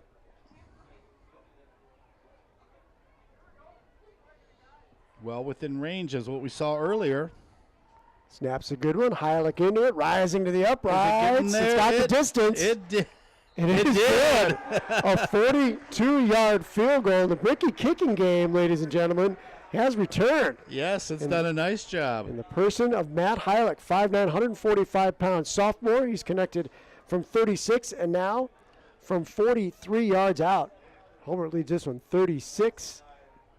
That one didn't really clear by a whole bunch, but it made it. We're seeing some good distance, and he's just a youngster too. So he's only a 10th grader. So I mean, he could start falling in the ranks with the other, like the Monalopuses of the world that were complete all-stars and played at Indiana University. So yeah, the young sophomores showing some foot tonight.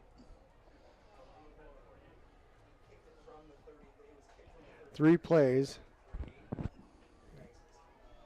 It's just enough. It's nice to see that in these kind of games when you got it under control. But it just gives the coach a little bit of confidence as you go forward into tougher opponents that we do have someone here that can kick. They were unable to advance the ball, so 3 plays, 0 yards on that drive in a minute and 48. The Heilig 43-yard field goal puts Hobart up 36-0 with right around half a minute. New Prairie up on top of Andrean 28-3.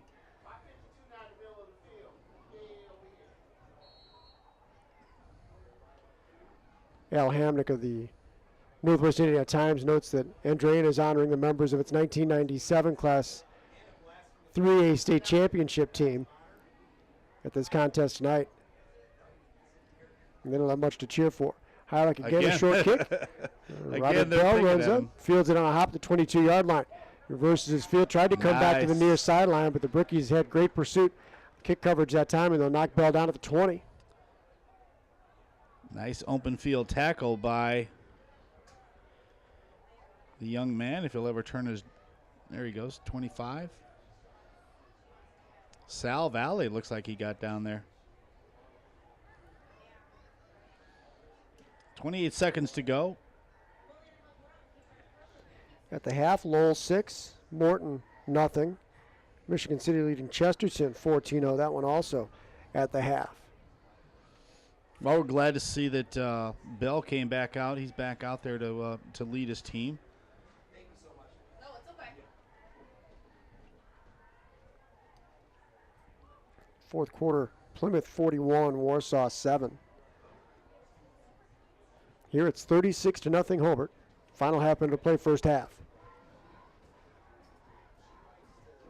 Bell takes the snap, gives Roderick Bell, tries to sweep right side, escapes a tackle in the backfield, but then turns up and has nowhere to go as Ryan Pisarski filled the hole well, and the Cougars unlikely to snap this one again.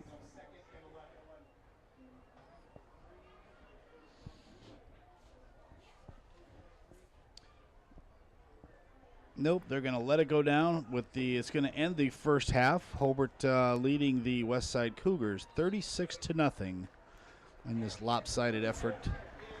So we'll step away for a brief timeout. We'll come back with the halftime show. I'll recap the scoring of the first half. Kent will have the statistical story of the first half of football, and we'll preview the second half as well. That all comes up after this timeout. At halftime, it's Hobart 36, Westside nothing. We're back in 2 minutes on the Regional Radio Sports Network. There's always a moment of truth where I say, look, it's either put up or shut up. And it was time to put up. I had crossed that thin line. It was 100+ degrees. We were hot. We were on fire. We were yelling our hearts out. You could feel the intensity rising. Even in our tiredness, even in our weakness, even in our pain, we continued to push. I told myself, you can suck up the pain for another mile and a half, and you will be a Marine. Not many people believe that I could do it. I don't know where I got the energy from. I don't know where the pain went to. But all I know is that I had what it took. I am a United States Marine. PFC Darrell Willis serves his country as a Marine. Will you? Visit Marines.com or call 1-800-MARINES. The few, the proud, the Marines. State Farm Insurance asks, what if your roommate, we'll call him Einstein, decides to microwave a metal mixing bowl full of cookie dough and sets your apartment on fire? State Farm has an agent for that. See your State Farm agent for auto, renters, frankly all kinds of insurance. Call them today. In Portage, see Andrea Harbin at 6504 U.S. Highway 6. Phone Andrea at 762-5114. In Valparaiso, Sherry Warnke at 201 Northland Drive. Call Sherry at 465-0848. In Valparaiso, Dave Ross, 450 Lincoln Way, Suite 210. Call Dave at 464-3581. And in Dyer, Connie Bernardi, 1072 Joliet, US 30. Call Connie at 322-9959. Get to a better state with State Farm. Like a good neighbor, State Farm is there. Now is the time to visit Scapel Buick GMC in Maryville. You'll want to take a look at the all-new 2018 Buick LaCrosse that now holds 4 sets of golf clubs and 4 golfers comfortably. Redesigned from the ground up with a larger wheelbase and all the technology we now expect in a luxury sedan. Scapel was named the GM Dealer of the Year the last 6 years in a row. Visit them at 3209 West Lincoln Highway, just 2 miles west of I-65 on US 30. Call 219-769-6381 or go online at www.scapelbuickgmc.com for more information. It's been all Brickies this evening, 36-0. Hobart the lead over Westside. We are at halftime. This is the way the scoring went. Westside won the toss, deferred its options, so the Brickies had the first possession. They put together a 5-play, 80-yard drive using 1 minute and 46 seconds, capped off by Sal Valley going in from 5 yards out.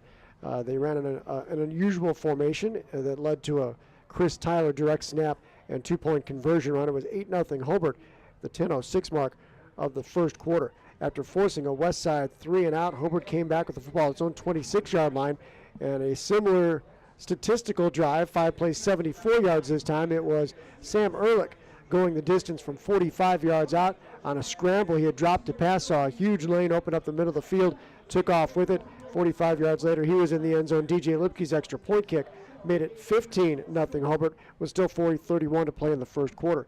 After a bad snap on a punt attempt, Hobart took over at the Westside 7-yard line, and 1 play later, Chris Tyler was in the end zone on a double handoff. The Matt Heilich extra point kick at that point made it Hobart 22, Westside nothing, and that's how the first quarter came to an end. Westside forced a punt, and on the Brickies' first possession of the second quarter was a short kick, and Hobart took over the Westside 32-yard line, and the drive stalled after 3 plays and a gain of 13 yards. But this time it was Matt Heilich, a sophomore, who in pregame warm-ups was showing some pretty good leg strength. Looked like he might have range out to around 40 yards, and he connected from 36 yards out on a field goal. And so Hobart then led it 25-0, still with 9:43 to go in the first half.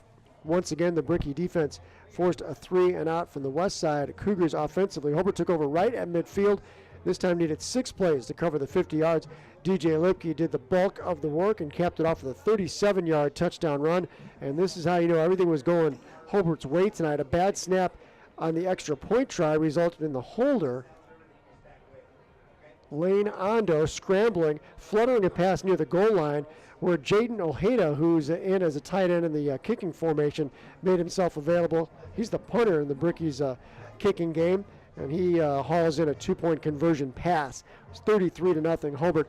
Once again, Westside was forced into a 3-and-out. The Cougars without a first down in the first half, and the Brickies took over at the Westside 26-yard line this time.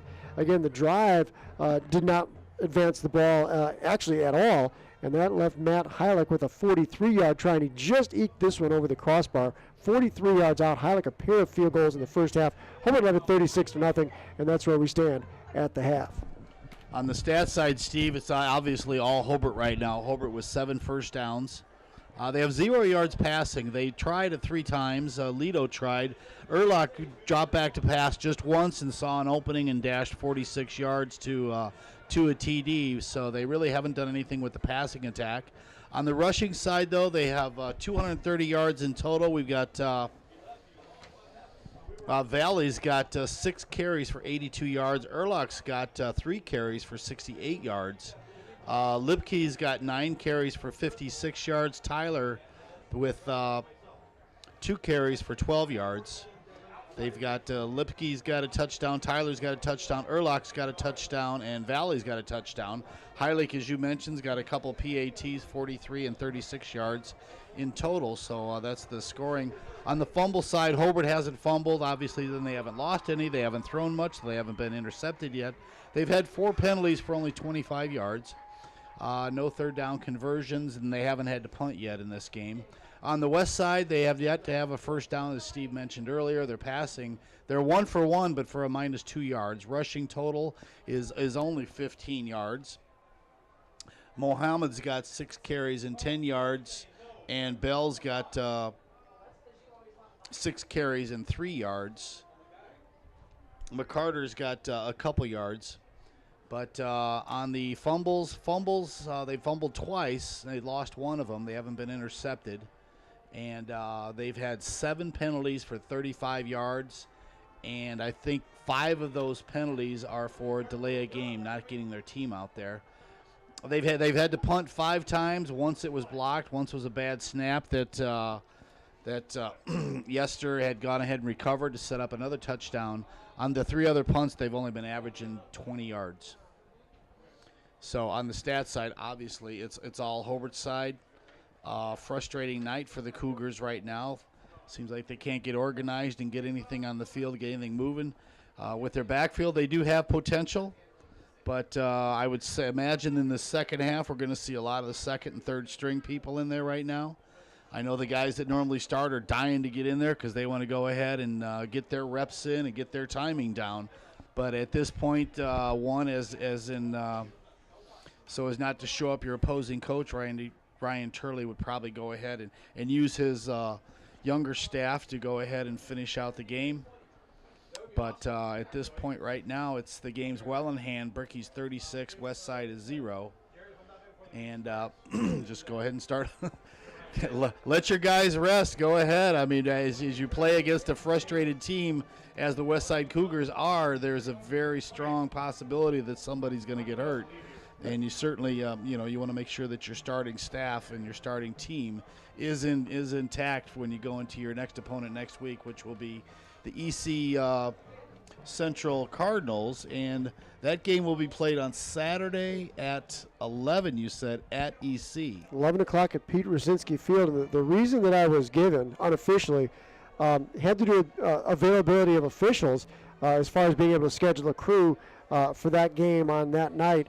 There was crew availability for Saturday, and so the 2 schools agreeing to move that contest. We'll have daytime football on Saturday. Nice appetizer for your college football afternoon if you're so inclined.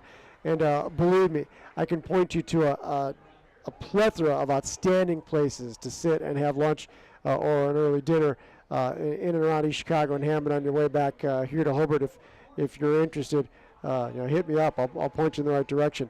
So Hobart and East Chicago Central next Saturday, 11 o'clock, will be the kickoff time, 10:30 the air time for us on the Regional Radio Sports Network. And Ken, you mentioned injuries, and it's the nature of the game that every team deals with them, and you hope that they don't hit too severely or too large in numbers, or sometimes more importantly at critical positions.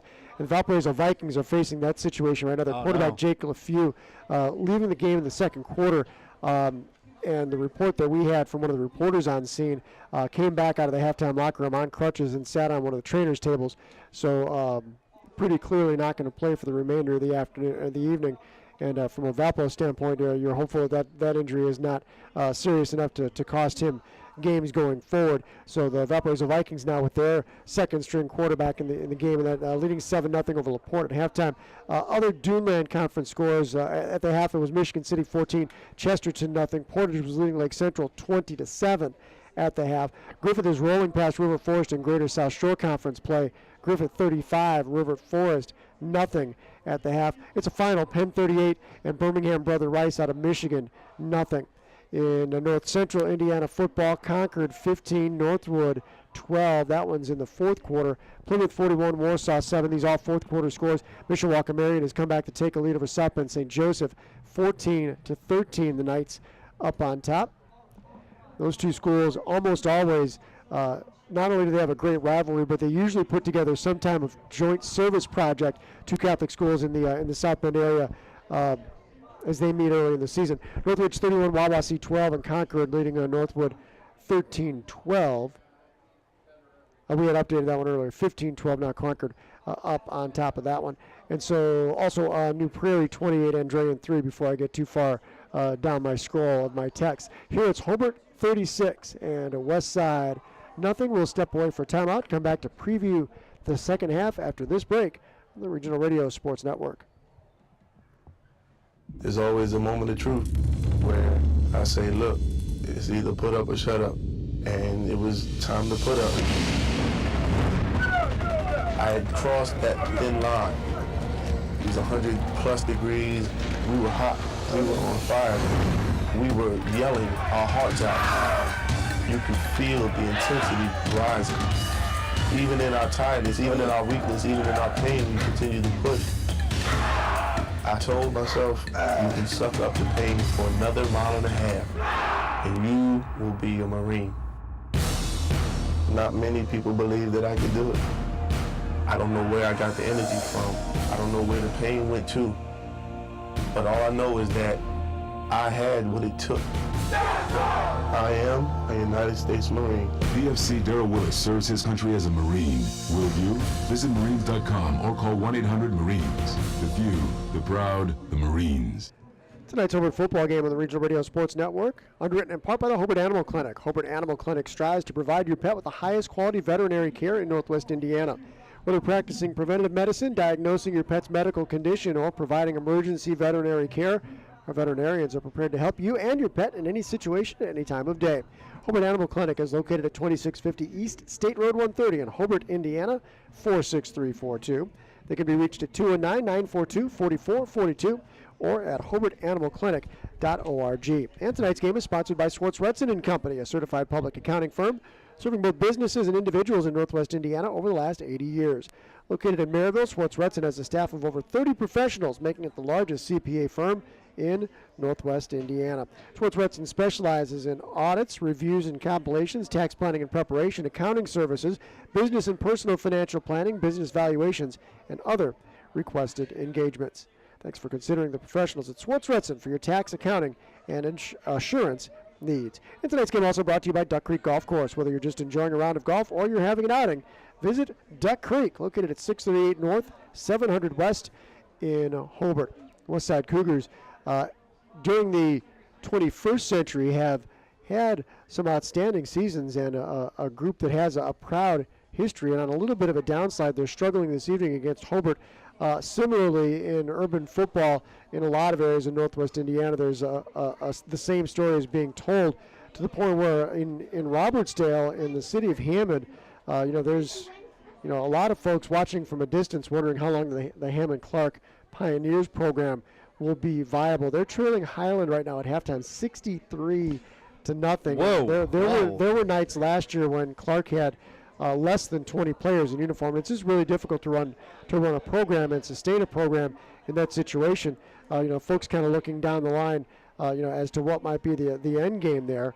Hard to say. The cost to run a football program is pretty extensive. So when you're not getting the numbers out there, you're not just getting the participation from the student body, then you do really got to question, is it worthwhile? And then also, if you're going out there and just getting completely annihilated every time you go out there, it really does question if that's something that you should go ahead and maintain as one of your main sports. Sure. Nick Tester, the former Lake Central Indians wideout and point guard, taking over the coaching duties at Clark this year. That's he's got his hands full with that program, and obviously for the state of football in the city of Hammond, you would love for him to be able to turn that program around, at least in terms of participation. And a lot of the schools in the city of Hammond, the battle they face is you've got 4 men's sports that compete for bodies in the fall. You've got tennis, you've got football, you've got soccer, and you've got cross country. And depending on how willing coaches are to share athletes, sometimes it can be hard to run a full roster. Well, it could be changing too with the demographics of Hammond too, that the football is just not getting the interest that it did in the past. I know the soccer teams in the Hammond area are very good. I mean, they're good, and a lot of kids that in the high school group are favoring that, and you're also seeing the change in the culture of high school kids, that sports aren't the thing to do in high school. They prefer other things to do. So, I would be interested if the IHSAA or anybody's ever thought of is that you could have a Hammond football team made up of players from all different schools. I've heard folks who have thrown that out as a possibility. Is it possible to have a co-op with 2 high schools combined together, pool their resources to run one team? And I was kind of running back through my memory banks to recall if that has happened. I know of in the early 80s, so we're going back a little ways, dating myself a little bit here. No, wait, you're insulting me. You're going even back before me. So, but what is now the Hammond Area Career Center used to be Hammond Tech High School. Right, 1940 Indiana High School boys basketball state champions. But as time went on, that school lost enrollment, fell on some hard times, and actually canceled a football season late July, early August. They just looked at the turnout when camp opened and said, guys, we're not going to be able to do this. And the 22 guys, they said, this is not something that we can do. And the football program closed up shop, and so did the school a couple of years beyond that. Yeah, my brother-in-law went to Hammond Tech, and that was, I think, Sylvester graduated about that time, the early 80s, I believe. So not unprecedented. It'll be interesting to see. I mean, obviously for the sake of the sport in general, and for opportunities for kids, the city of Hammond, you would love to see that program remain active and sustainable. But on the other hand, if it gets to the point where you have a limited number of ball players and struggling with injuries and games with results in the scoreboard like tonight, sometimes you have to take a good, hard, long look at whether you want to keep that program alive, keep funding the program. Keep funding, sure. Yeah, and you're drawing away from the other sports too. If it's detracting for most schools, though, the football and basketball programs are the money makers, and they pretty much do go ahead and pay for the rest of the sports in the high school program. But when your limited funds is being funneled into your football program, that's not getting you any revenue, that's got to be taking away from the other sports that you have in your high school. Bit of an extended halftime here at the Brickyard. Both clubs are back on the field, and the Hobart Brickies going through their halftime stretches on the field to our right. The Westside Cougars huddled up at the 25-yard line to our left. Let's check some scores. Valparaiso has now extended its lead to 2 touchdowns. Valparaiso 14, LaPorte nothing. Midway through quarter number 3, the Slicers have been bit by the turnover bug 4 times. They've given the ball up to the Valparaiso Vikings defensively. Baxter Printing has been supporting high school athletics and serving Northwest Indiana for over 50 years. Located at 3837 Ridge Road in Highland, Baxter Printing specializes in all types of commercial and political printing. Whether it's tickets, buttons, mailers, or yard signs, Baxter Printing will help you make the right decisions for your campaign. Call Baxter today at 219-923-1999, your local friendly union print shop. Certified financial planner Tim O'Brien is your Hobart Edward Jones financial advisor. Financial investments are very important, but so are the investments of time, patience, and encouragement of our young athletes received from their coaches, teachers, and mentors. That's why financial advisor Tim O'Brien is a proud sponsor of Hobart Bricky football on RRSN.com. Call Tim at 947-8208 or stop by his office at 1455 South Lake Park Avenue across from St. Mary's Hospital for all your investment needs. Once a Bricky, always a Bricky. Edwards Jones, making sense of investing. Member SIPC. If you had a chance to take a look at Thursday night Big Ten football, ESPN's College Game Day made its debut at Indiana University's Memorial Stadium. The Hoosiers held Ohio State close for a half before the Buckeyes ran away with that one in the second half. But if you saw some of the numbers, Indiana was at one point held to -2 yards rushing with about 6 or 7 minutes remaining in the football game. Similar numbers out of that River Forest Griffith game. Griffith leading River 35-0 at half. The Ingots have 1 yard of total offense. Outgained 213 to 1.5. Wow. Well, West Side's doing better than that. They got 15 yards. Teams are out on the field right now. Got the fresh 12 minutes up on the clock to start the third quarter. We got a new kicker out there. Do we have a new kicker out there, Steve? It looks like we got someone else going in there to give it a shot. So that's Matt Heilich. And he kicks deep, and Muhammad will field this one on the run. Roderick Bell, upfield to the 25 to the 30, heads to the far sideline. Going to be chopped down to the 33-yard line. That's where Westside will begin its first possession of the second half. Westside of the traveling white uniforms, white jerseys, white pants, high orange socks, orange helmets, blue face masks. So and they'll be starting on their own 34-yard line. Hobart going monochromatic, all purple tops and trousers. Purple numerals trimmed in yellow, yellow stripe down the side of the pant leg, and the gleaming gold helmets. Westside had won the toss and deferred its option to the second half, so they have the football to begin quarter number 3 with some work to do. They're down 36-0. Rashad Bell, the junior quarterback, takes the snap. Toss sweep with Muhammad. Tries to get the right corner. Upfield to the 35. Takes a hard hit at the 40. Valley. He stopped after a gain of 6 yards, and Sal Valley announced his presence with authority. Nice hit by Valley coming up from the safety position. Good around the end there, Valley, or excuse me, Muhammad had a good head of steam. Like you said, picked up about 7 on that play, 6 or 7. Fourth quarter now out of the Chicago Catholic League, Marist 42 and Mishawaka 15. Bell coming back on the field with a little bit of a limp there at quarterback. He's taking a couple of hard hits tonight. Trips to the far side with McCarter, the slot man nearest the line. Bell on 2nd and 3 from the 41-yard line near hash mark. Long count at the line, now the snap. Bell looks, pumps with the left hand, flips it out to Muhammad deep in the backfield. He's going to be hemmed in, can't turn the corner. He's able to get upfield to the 40, almost back to the line of scrimmage. And then tackle will mark this one right at the 40. He's 2 for 2, but unfortunately that was a loss of yardage there, or maybe give him 1.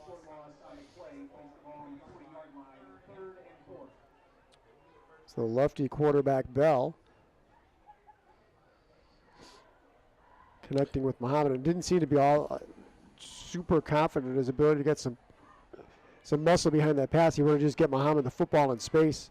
The Brookies reacted well. Yeah, it doesn't look like he's got a real strong arm on that, but they're relying a lot on their speed. So now they set up Daniel Gray as an H-back on the near side of the line. He'll lead Muhammad that way. Taiji Muhammad tries to get the corner, strung out at the 40, and going to be grabbed up by the ankles and knocked down. Jordan Kraft making the stop for the linebacker position. No gain on the play. A 4th and 4 coming for the Cougars. So they'll have 4th and about 3 yards to go. Third quarter of the Dual Land Conference, Maryville 21, Crown Point 12. That great and ancient rivalry for the two big South County schools.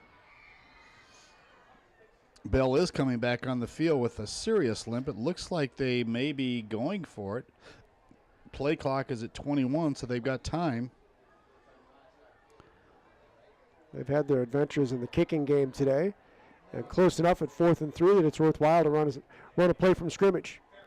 Good confidence builder if they get it. Play clock down to 5, going to have to hurry. Muhammad, the single setback behind Bell, calls for the football. A whistle. Timeout. Called by Westside. 8:28 to go in the third quarter. Hobart 36 and Westside nothing. And let's hear from Fry's Dairy Queen. Right now at Fry's Dairy Queen in Hobart, the blizzard of the month for September is the Pumpkin Pie Blizzard. Get a surprise in every bite. Fry's Dairy Queen is located at 530 Main Street in Hobart and has been a proud partner with RRSN since 1992. Tonight's game brought to you in part by Duck Creek Golf Course. Whether you're just enjoying a round of golf or you're having an outing, visit Duck Creek, located at 638 North, 700 West in Hobart.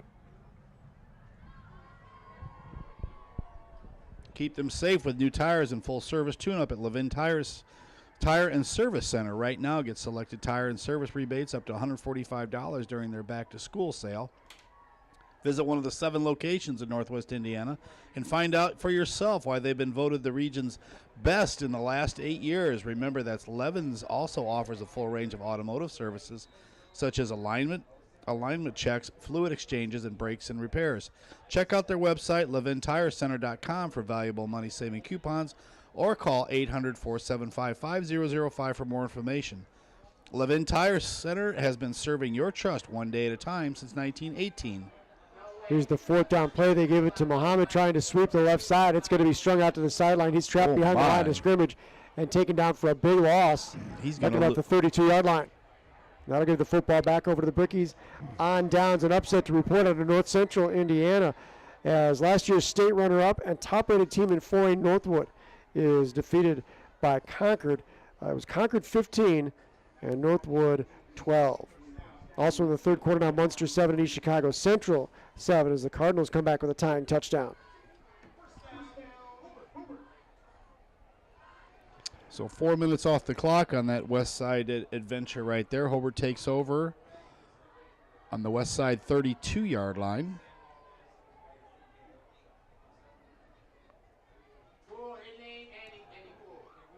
Nice penetration Hand there. goes up the middle. The entire defensive line for the Cougars was all over that handoff, as DJ Lipke got a rough ride on the first down carry, loss of 5 on the play. Yeah, that was good penetration there by Tyree Johnson.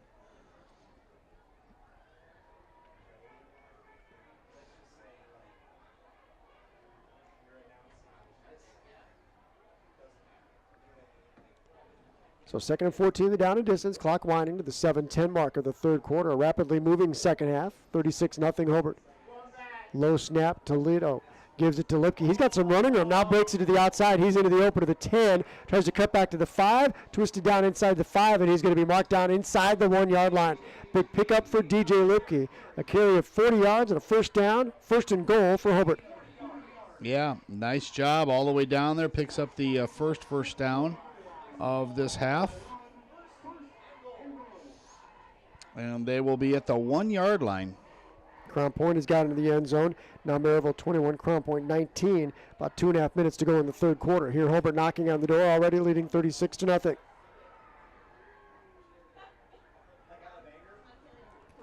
They break the huddle. Ball spotted hash mark right. Nose of the football inside the 1. Ryan Lido, the sophomore, in at quarterback in place of Sam Ehrlich, takes a high snap, tries to give to Lipke, and he was taken down around the shoulders. That high snap allowed for great penetration from the linebacker, Daniel Gray, and he took full advantage. Yeah, he was able to get in there and just caught him when they were handing off and took him down. So the play didn't work as fast. Lipke had to stop. And wait for the ball, and they both were tackled basically at the same time. Headed to the fourth of Duneland Conference. Valparaiso 14, LaPorte 6.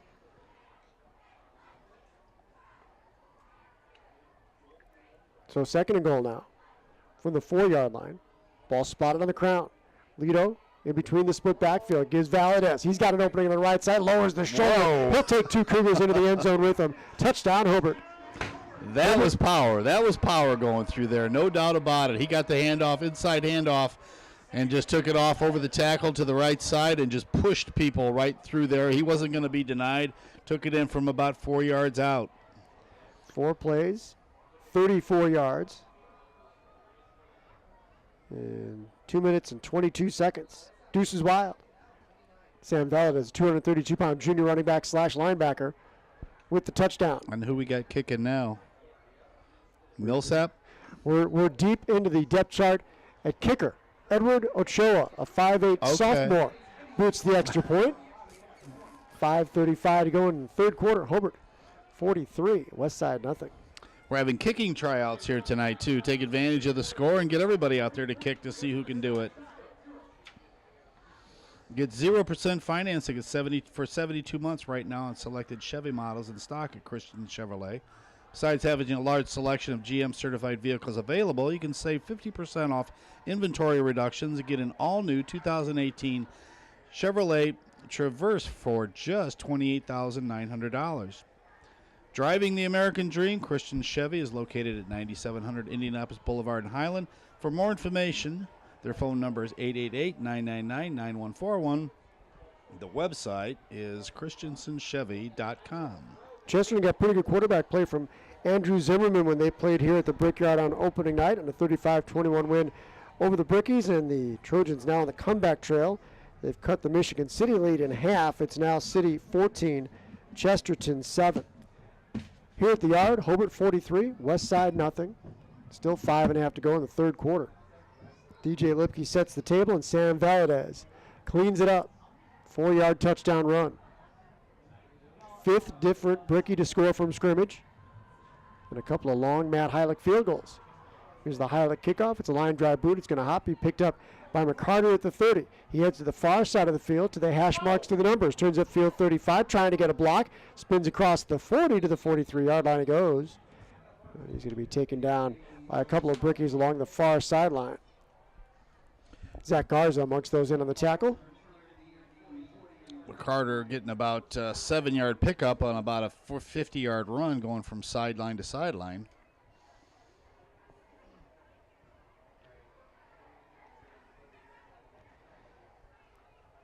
Westside still without a first down. But they are up to 19 yards, I think. It's final now. Marist 42, Mishawaka 15.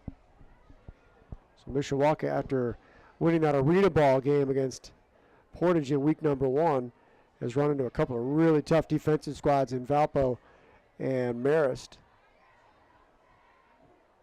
So here's Westside, 1st and 10 at the kick return to the 44-yard line. 4.5 to go for the third quarter. Cougars down 43-0. Rashad Bell, the junior quarterback. Long look at the line. Play clock down to 10. Takes the snap. Gives Muhammad. Starts right. Tries left. Caught in the backfield. Going to be swarmed under.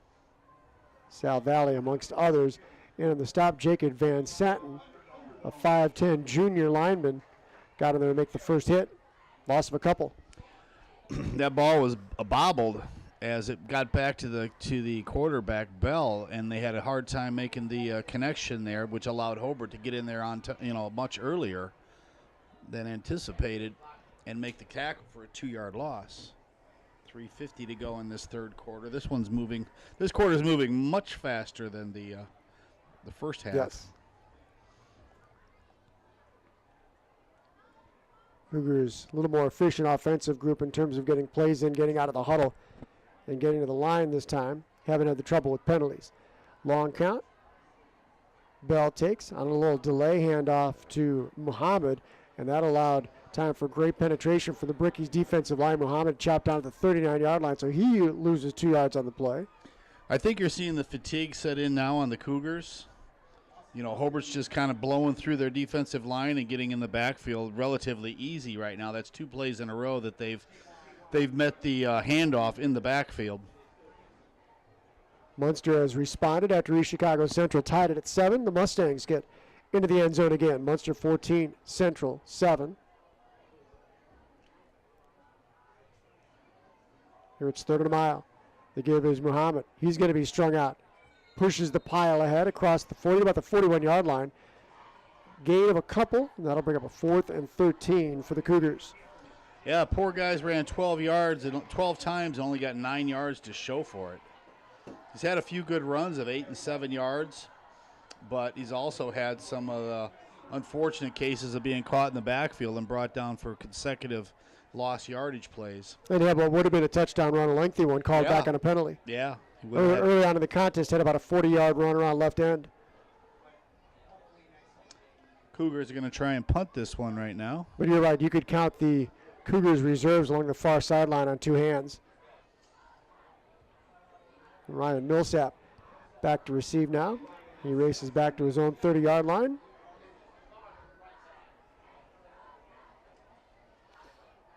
And doesn't look like they have 11 players out there right now. Dejon Cruz is the punter. He's counting heads. 1, 2, 3, 4, 5, 6, 7, 8, 9, 10. They're shorter player, I think. Cougars looking to the sideline. By my count, yeah. High, slow kick. The rush is on. Cruz gets this one away. It's a high kick, bounce to the 40. Takes a Cougar hop inside the 35. Sharp right turn to the sideline. Out of bounds it goes at the 31. And that's where Hobart will start this possession. 1st and 10 with 1:26 to go in the third quarter. Hobart 43, West Side nothing.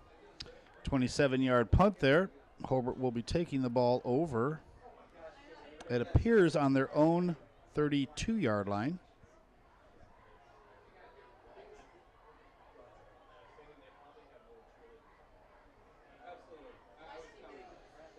One minute to go in this third quarter right now.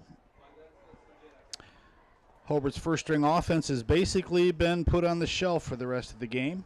We played about a quarter and a half. So the Brickies break the huddle. The clock inside a minute. Play clock at 15, game clock at 45. Lito under center, straight eye behind him. Valdez the fullback, Lipke the tailback, and it's Lipke who gets the call. Big hole.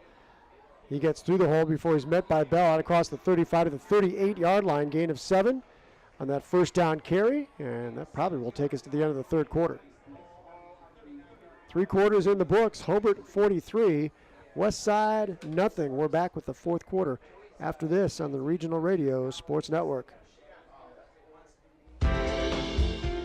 State Farm Insurance asks, what if you're walking out to your car and it's been mashed by a runaway garbage truck? Having a State Farm agent means having a real person to help you when things go wrong. So when accidents happen, you've got someone you know who will be there when you need them. In Hammond, Scott Angel at 6935 Calumet Avenue. Call Scott at 803-0669. And in Griffith, John Burris, CPCU at 437 North Broad Street. Call John at 934-9631. Like a good neighbor, State Farm is there. Centir Bank is Indiana's largest private family-owned bank. Since 1895, the Schrag family has built a legacy of success through business and by servicing the communities of northern and central Indiana. Centir's not-for-sale promise pledges to the communities we serve that we will continue to preserve independent banking in Indiana for generations to come. Centir Bank is proud to serve the communities of northern and central Indiana. Please visit Centir.com for more information, and don't forget to like us on Facebook, member FDIC. Tonight's game underwritten in part by the Hobart Animal Clinic. Hobart Animal Clinic strives to provide your pet with the highest quality veterinary care in Northwest Indiana. Whether we're practicing preventative medicine, diagnosing your pet's medical condition, or providing emergency veterinary care, our veterinarians are prepared to help you and your pet in any situation at any time of day. Hobart Animal Clinic is located at 2650 East State Road 130 in Hobart. They can be reached at 219-942-4442 or at www.hobartanimalclinic.org. Lower leading Morton 12-0. That with 7 minutes to go in the third quarter. Here we're headed to the fourth with the Brickies in command. Right from the jump, they lead at 43-0. Lito under center, straight eye behind him. Lukey gets the call. He had a hole. but was wrapped up on an ankle tackle as he got to the 40-yard line. Going to be about a yard short of the first down. Derek Long on the tackle. 5'9" junior linebacker with the stop.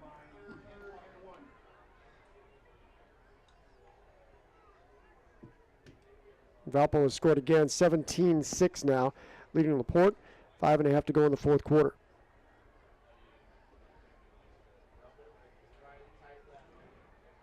So 3rd and a yard on the 41-yard line of the Brickies. A deep eye set. And that's going to be good enough for the first down. Running hard. And honestly, I didn't catch the number. Wait till they pull players off the pile.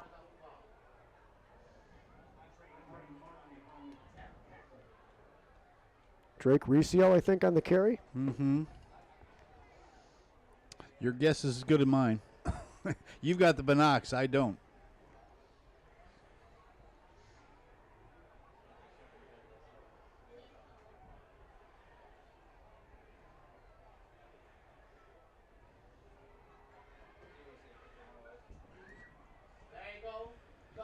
The hand went to the left side on the first down carry. And again, a good push from the right side of the defensive line for West Side as the running get a little tougher. As you get deeper into the depth chart, Recio again, gain of a yard or two. It'll be 2nd and 8 right from midfield.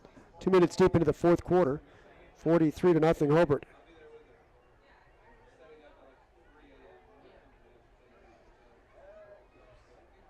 Pick up about 2 on that play, if that.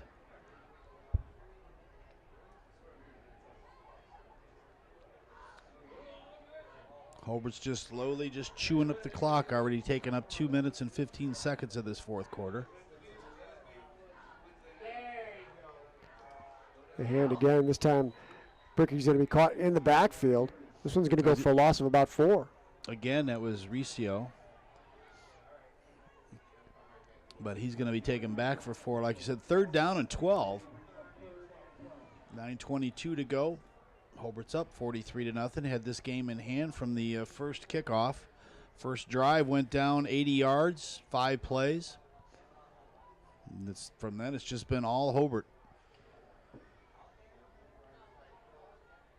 Here comes the 3rd and long. Long count at the line from Lido.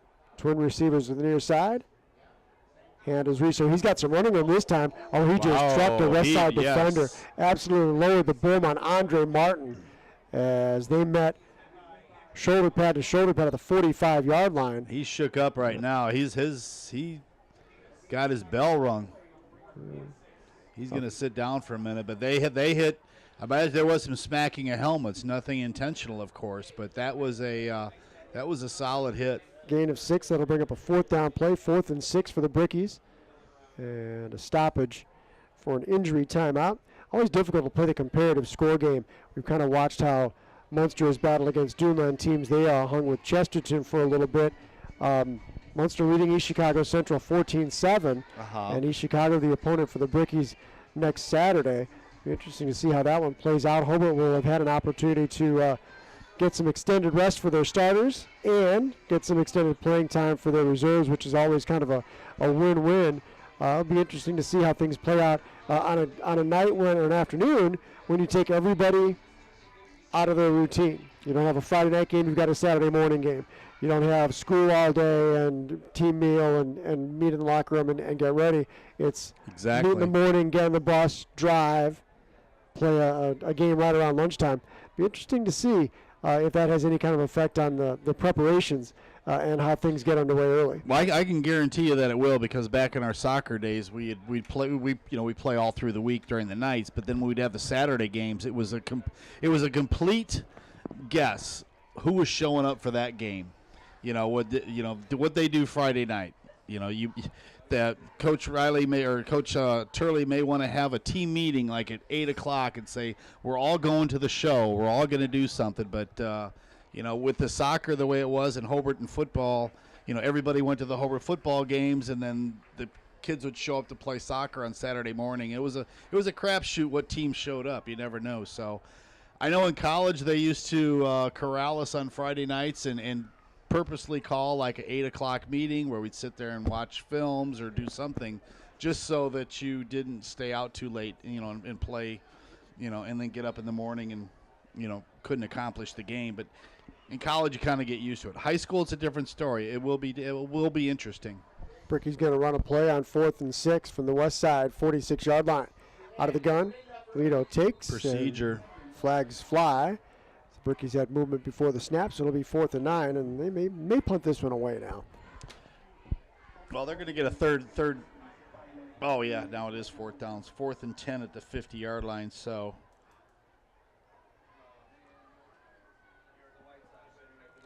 Nope, looks like, yes, they are going to set up to punt it. That'll be their first punt of the game. 7:50 to go. So that's Lido, the quarterback, on to handle the punting chores. Roderick Bell deep to receive. And there's a penalty marking coming in way back by Bell. False start, the whistle against the Brickies. And procedure. Moving back 5 more yards. The one thing about the Saturday game, which could give advantage to Hobart, or maybe not the Saturday game, but playing against EC, they will have a chance to see current film on them. Snaps are pretty good. Lido angles this to the right side, bounces at the 33, takes a Bricky hop. Bell lets it sneak by him inside the 20, back to about the 17-yard line. That's where Westside will take over this possession with 7:05 to go. And let's hear from Albert's Jewelers.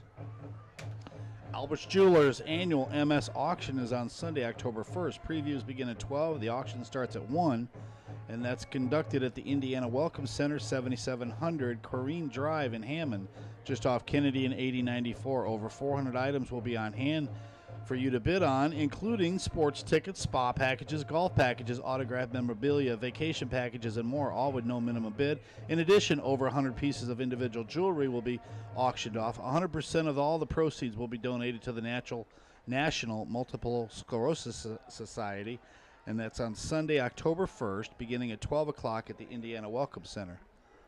Duck Creek Golf Course, whether you're just enjoying a round of golf or you're having an outing, visit Duck Creek, located at 638 North, 700 West in Hobart. So Westside football, clock winding to the 6-minute mark of the 4th quarter. Just ahead of the 9 o'clock hour in Northwest Indiana and Hobart. As Bell takes now at the handoff, the ball came loose. I don't know if it hit a knee. It's going to be scooped up by the Brickies, and they're moving it back inside the 5-yard line. And Hobart, after the turnover, will have 1st and goal from the 3. And who is that with the recovery? You got the specs on there? Yeah, I'm going to call that Brandon Thielen, 5'9" senior. Recovers the fumble, returns it inside the 5.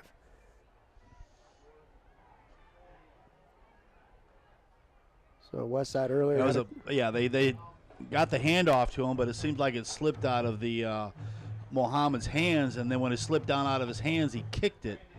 He ended up kicking it out there into the line of scrimmage, and it was battered around, and Thielen did a nice job of pulling it in.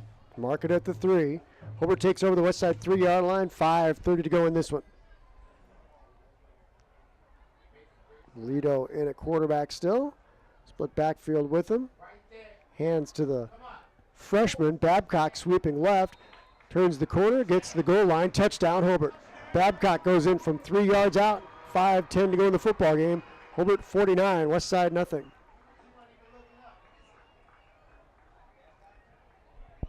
Very simple play. Just go ahead and flip it out to them, and they're just going around the left end, and was able to use the full width of the field, and had to dive over the pylon, knocking it down to get in. But a nice job by Babcock, just getting into the end zone.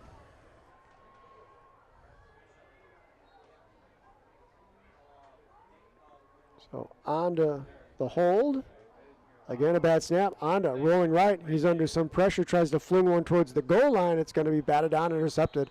So off the bad snap, the pass try for point fails. And with 4:20 to go in this one, it's Hobart 49, Westside nothing.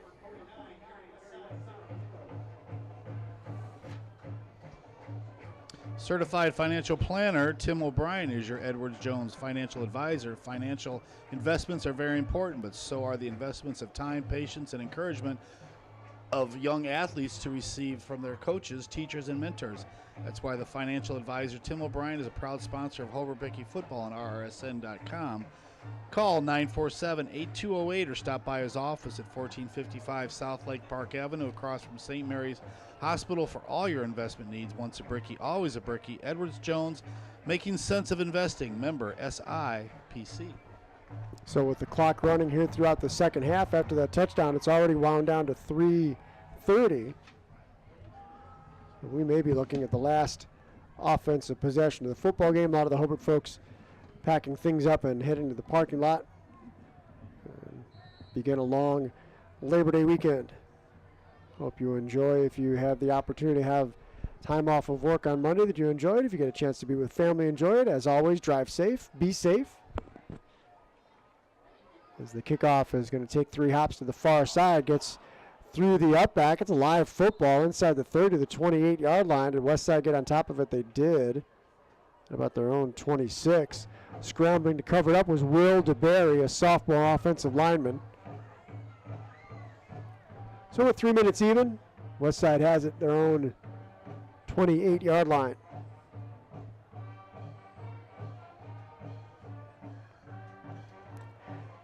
Updating some scores, Maryville 28, Crown Point 19. That's in the third quarter. These are all third quarter scores. Munster 21, East Chicago Central 7. And Portage easing past Lake Central 34-14. Lowell is shutting out Hammond Morton 19-0. That late in the third quarter.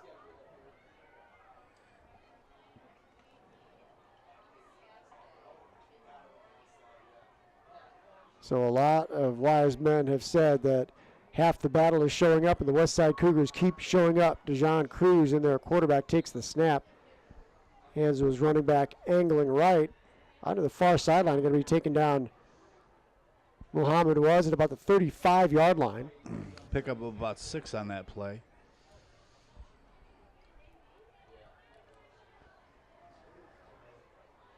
Yeah, you've got most of the bench for the Cougars are the players are sitting on the bench over there for the Cougars. You can see that they're gassed out. I mean, they played their hearts out. They did play hard. I think I said Cruz, rather Onyx Lawson is in there taking the snaps at quarterback. Am I misreading the numbers? No, that is Cruz. The snap. Cruz gives Muhammad a little juke move, gets free, tries to get to the outside, gets to the corner 45 to the 50. Going to be taken to the sideline on the near side of the field by Millsap. West Side gets their first down. Nice run there by Muhammad. Went in, came back out, had to go backwards a little bit, but then finally made the circle upwards. Pick up there of about 20 yards on that one. Clock stops in the out of bounds play at 1:51. Trevor Underdahl checking into the lineup. 6'6", 226-pound sophomore defensive lineman. And I would bet we are pretty close to everybody who dressed tonight seeing action. So Cruz directing some traffic. First down for the Bricky 43. Takes, gives Muhammad sweeping right, gets the corner. Muhammad to the 40, makes a man miss.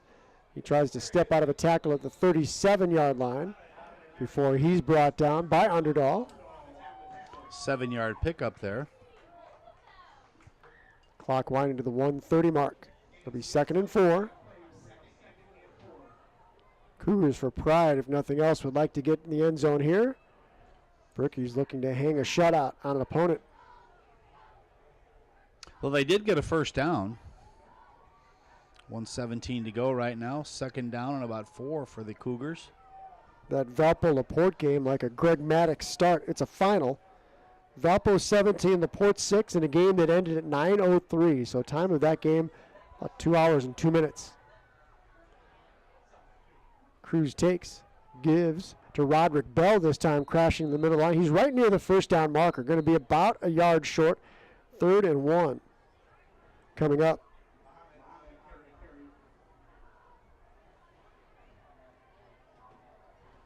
Going to do a little digging for you. See if I can give you a number on the last Hobart defensive shutout.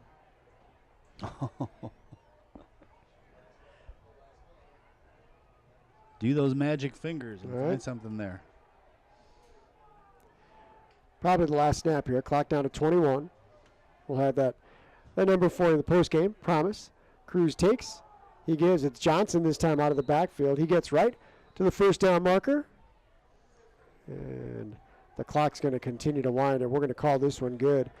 Clock to zeros. The teams will line up, shake hands, and the Hobart Brickies pitch a shutout, move to 2-1 on the season. Westside now 1-2. Your final, Hobart 49, Westside nothing. We'll go ahead and step out for a timeout. When we come back, well, the postgame show will recap the second half scoring.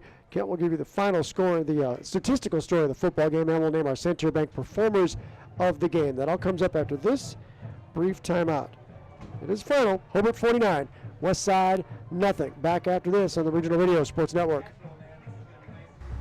Centier Bank is Indiana's largest private family-owned bank. Since 1895, the Schrag family has built a legacy of success through business and by servicing the communities of northern and central Indiana. Centier's not-for-sale promise pledges to the communities we serve that we will continue to preserve independent banking in Indiana for generations to come. Centier Bank is proud to serve the communities of northern and central Indiana. Please visit Centier.com for more information, and don't forget to like us on Facebook, member FDIC.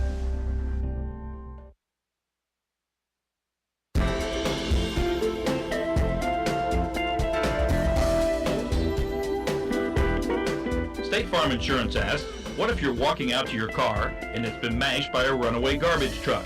Having a State Farm agent means having a real person to help you when things go wrong. So when accidents happen, you've got someone you know who will be there when you need them.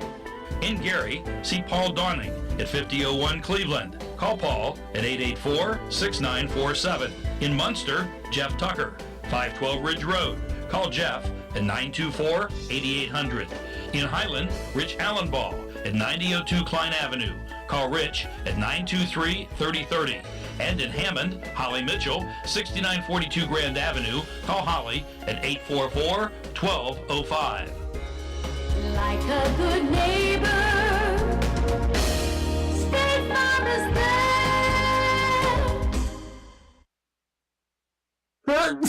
Don't wait, get better. Go to Methodist Care First, immediate care, and much more. Acute illness.